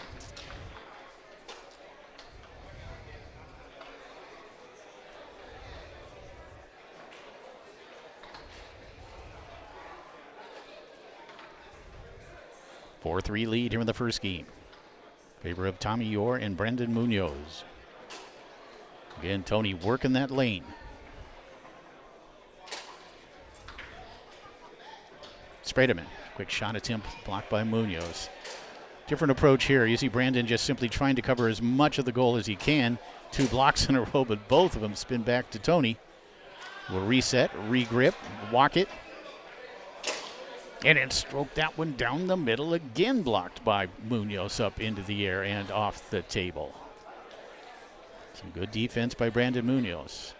We saw Tony use the strategy of taking away 2 of the 3 holes. Right now, Brandon Munoz trying to take away all 3 of them with that Lewis shuffle.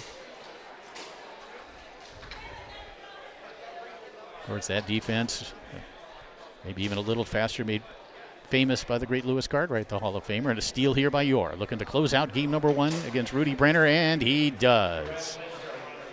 Well, Tommy Yor, Brandon Munoz, strong opening game performance as they win the first game and they lead 1-0.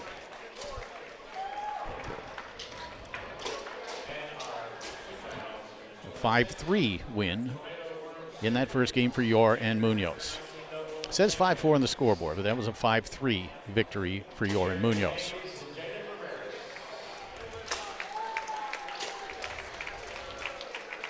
Don't forget, Foos app, available now at the App Store. You may have to put in the search Foos-app to find it in the App Store. Although I also had somebody, Judy Schober, say that she was able to download it to a Google device, an Android device.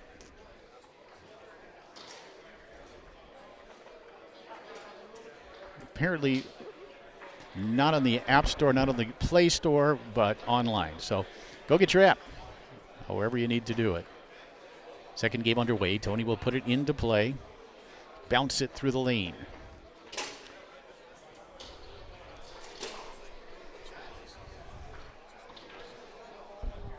Just want to listen. Sprayed him into that far corner. Little different approach there from Brandon Munoz, who was posting him up. Wasn't trying to use that shuffle. And, you know, when you do use that Lewis shuffle, especially early in a match, it can kind of wear you down. Back comes Tommy. Not sure Tommy has missed a shot yet. That continues. Key for Rudy is just get one when you need it. Make sure you're doing all those other things, clearing the zone, blocking the slop, containing the ball when it gets into your area. There's Brandon staying home to make the block. 1-1 here in game 2. Fired on goal by Munoz. Rebound grabbed nicely by Yor. That one blocked by Rudy up into the air. That one did not go off the table. Awfully close, but off the corner and then right back on. Boy, Tommy playing very focused right now. This looks like the Tommy Yor we saw for the first 2 games of that open singles final. And you know, Tommy remembers that. You know that he is making sure that he comes out with a great game plan, comes out and executes it the entire match. Tony with a big possession early on here, trailing 2-1, trailing 1-0 as he walks it. Trying to come near side, Munoz. Not a lot of defensive movement, but playing some very smart defense. Again, he's there.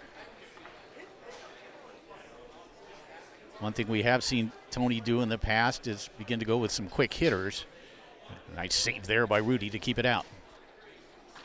But to get it and go, and not give Brandon a chance to get into his defense, something we saw earlier against the Brusteins. Another chance here for Tony. Looks like the corners, or one of the corners, is going to be open. Let's see if Tony can find it. But again, Munoz is there to make the stop. And, you know, Brandon Munoz maybe doesn't get enough credit for how good he is back here. Not a guy you would think of as a traditional goalie, but there's the pass from Munoz. Knocked down there by Rudy. Rebound comes back to Tommy. Tommy dances with...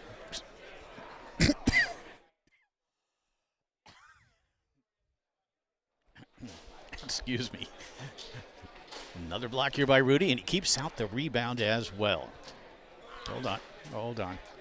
Going to get a call here. They're going to talk about it. You may want to go review the video, which they can do. Talking about it first. Terry and Miriam. And let's see what they call. I think they're going to give it to Tony on the 5, which is probably what they should do here, yes. Tommy's okay with it. He stays focused. Tony slides that one along the wall. Tony is getting possessions, but Brandon Munoz is getting blocks. Spreadman again, looking to even it at 2 here in game 2 as he rocks. Had to come near side off the man and in, but again, Brandon Munoz was there. Could not keep out the rebound. We're even at 2 here in game 2.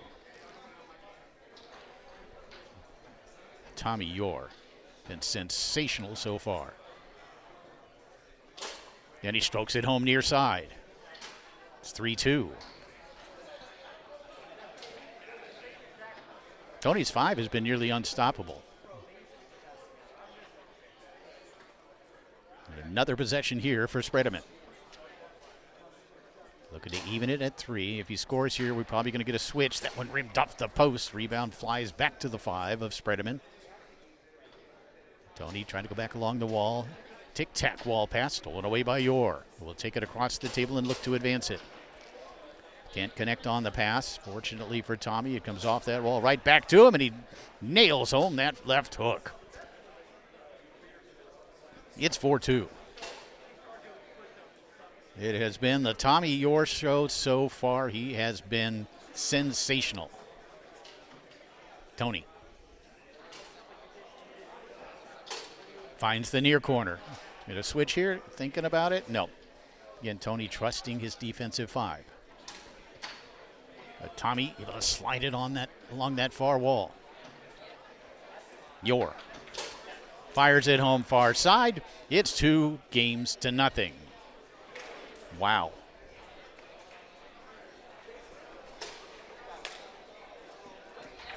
Tommy Yore's 5, Tommy Yore's 3, both on fire, but really you've also got to credit the goalie, Brandon Munoz, who has defended Tony about as well as you can.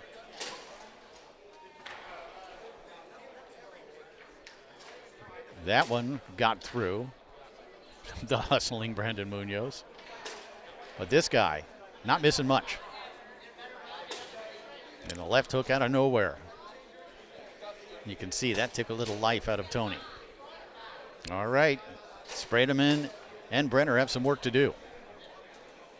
Let's see if Tommy can continue to play at this extraordinary level. Tony brushes it along the outside wall. We'll set it up against Munoz. There's the shuffle. And Tony finds that corner.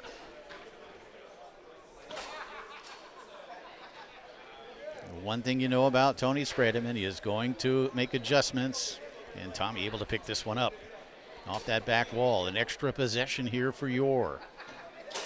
And he takes advantage as he nails that near corner. 1-1.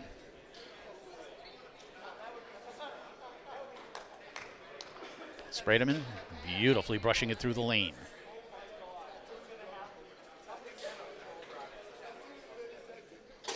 And to the far corner here, it's 2-1. So Tony has decided, despite all that movement, despite the Lewis shuffle seemingly covering the entire goal, he has decided that those corners are open. And so far, he's 2 for 2 in that assessment here in game number 3. Tony digging defensively against Yore, who goes through the lane.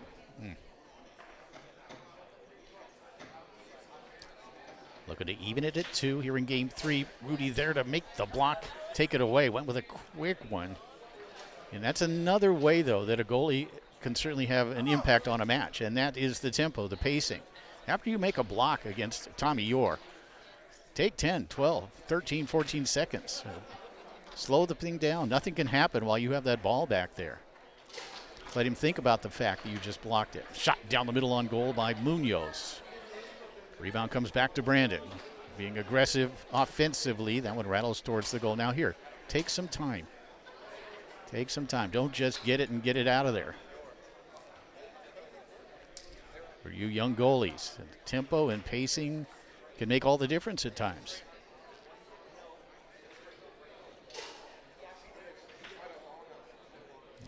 Tommy with a rare misexecution. Bit of an opening here for Tony and Rudy if they can take advantage of it. And here's Tony picking up the loose ball, setting it up. Looking to increase his team's lead here in game 3. A little bit more separation defensively from Munoz. But there is Brandon to make the block on that near corner. I almost think maybe a tap middle might be effective here. Another shot on goal by Munoz. Grabbed by Brenner. Off the inside wall, sent towards the goal by Tony, and again grabbed by Munoz. The other thing, too, Tommy Orr, Brandon Munoz, they don't mind playing high-speed foosball. They're incredible at it, right? You got to counter that. And Rudy does take a little more time here, but it's picked off by Orr. It goes along that wall. Tony thought he was there. Tommy.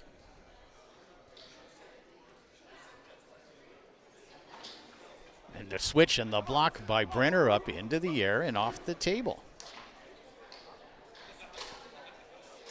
Rudy will put the ball back into play. Sends that one up the table wide of the goal where it's grabbed by Munoz. Fires that one down the middle. And here's Rudy. Tony had a chance to pick it up off that wall. Tommy once, twice, 3 times with the 5 sent towards the goal by Rudy, and eventually Brenner able to grab it again. A lot of action there in about a second and a half. And that one down the middle, sent back into the goal by Orr. You have to be so careful against these great forwards. It's 2-2. Dangerous territory shooting down the middle against someone like Tommy Orr or Tony Spredeman. Big possession here for Tony. As he rocks it and fires it home near side. It's 3-2. Tony still staying in that forward position. Tommy along the wall. Orr tried to come near side, and Brenner with a block up into the air and off the table. The key here for Rudy is to clear the zone, give Tony a chance to pick the ball up, but be careful doing that. Tommy steals it and strokes it home. It's 3-3. It's the little things, folks, that make the difference. And we're going to get a timeout.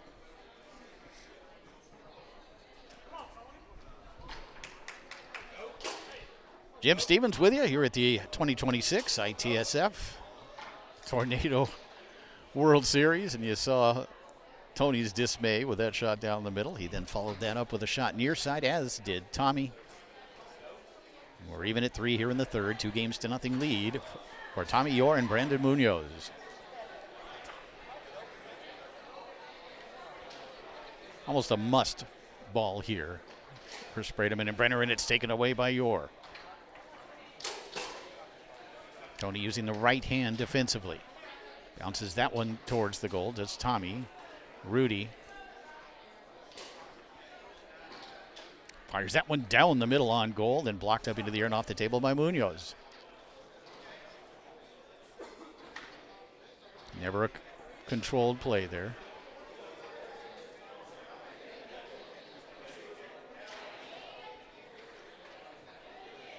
Yeah, that ball should be awarded to Munoz, and it is. He'll put it back into play. Maybe look for a pass here. Tried to, and it's stolen away by Tony. Spredeman for the lead.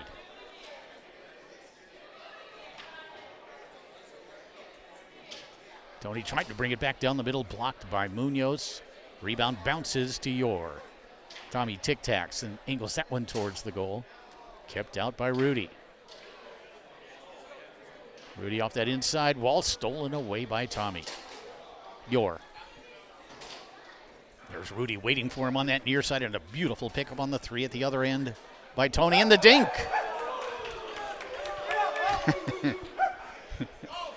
It's 4-3. Such a creative player. That one off the wall. Didn't execute the pass, but does pick it up, set it up, and stroke it home. It is championship point for Tommy Orr and Brandon Munoz. And we've got a timeout. Here's the dink from Tony. And I guess the first time he tries that, you know, Brandon Munoz has to think he's going long, right? Even from the dead stop.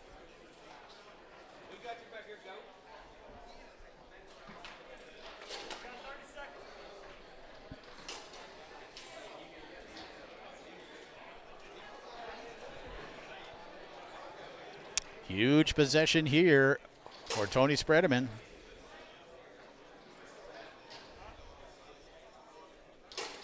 He had as he puts it into play on the 5. Tony looking lane, looking wall. But first, a second timeout.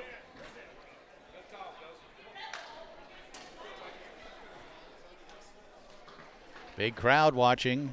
Biggest crowd of the weekend.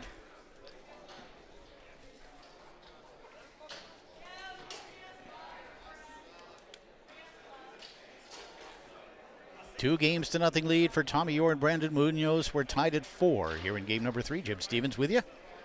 Happy to be here, table side, bringing you all the action as Tony puts it back into play. Doesn't execute it. It's taken away by Orr, who can win it right here. Tommy Orr.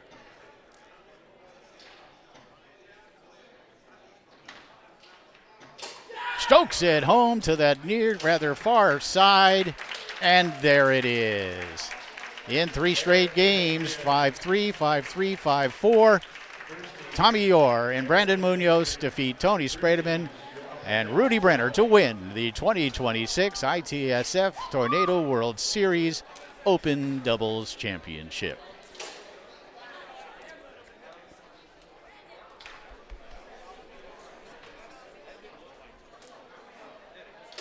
That's got to feel good for Tommy Orr, who played a great match. And here you see it. He took his time, set up on that far side, gave enough of a hitch to get Rudy off the hole, and then nailed that far corner for the championship and the celebration.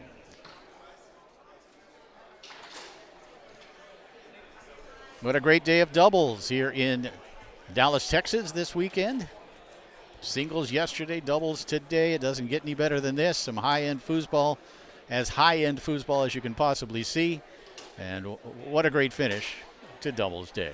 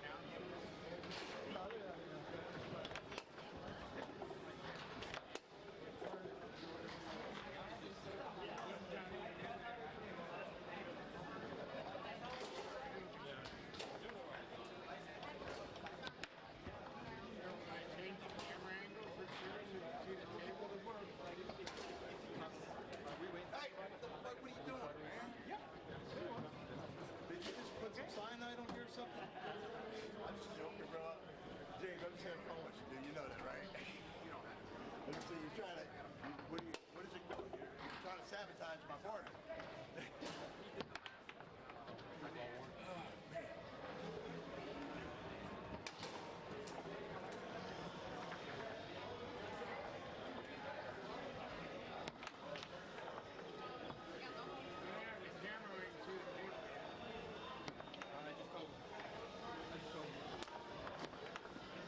Wait, what?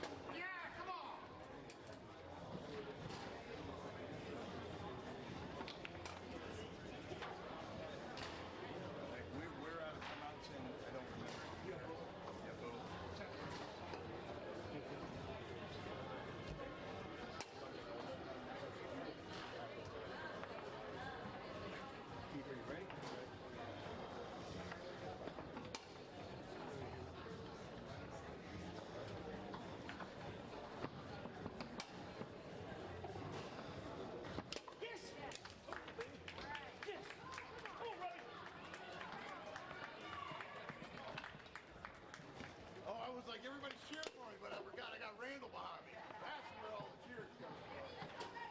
It's okay. I embrace it.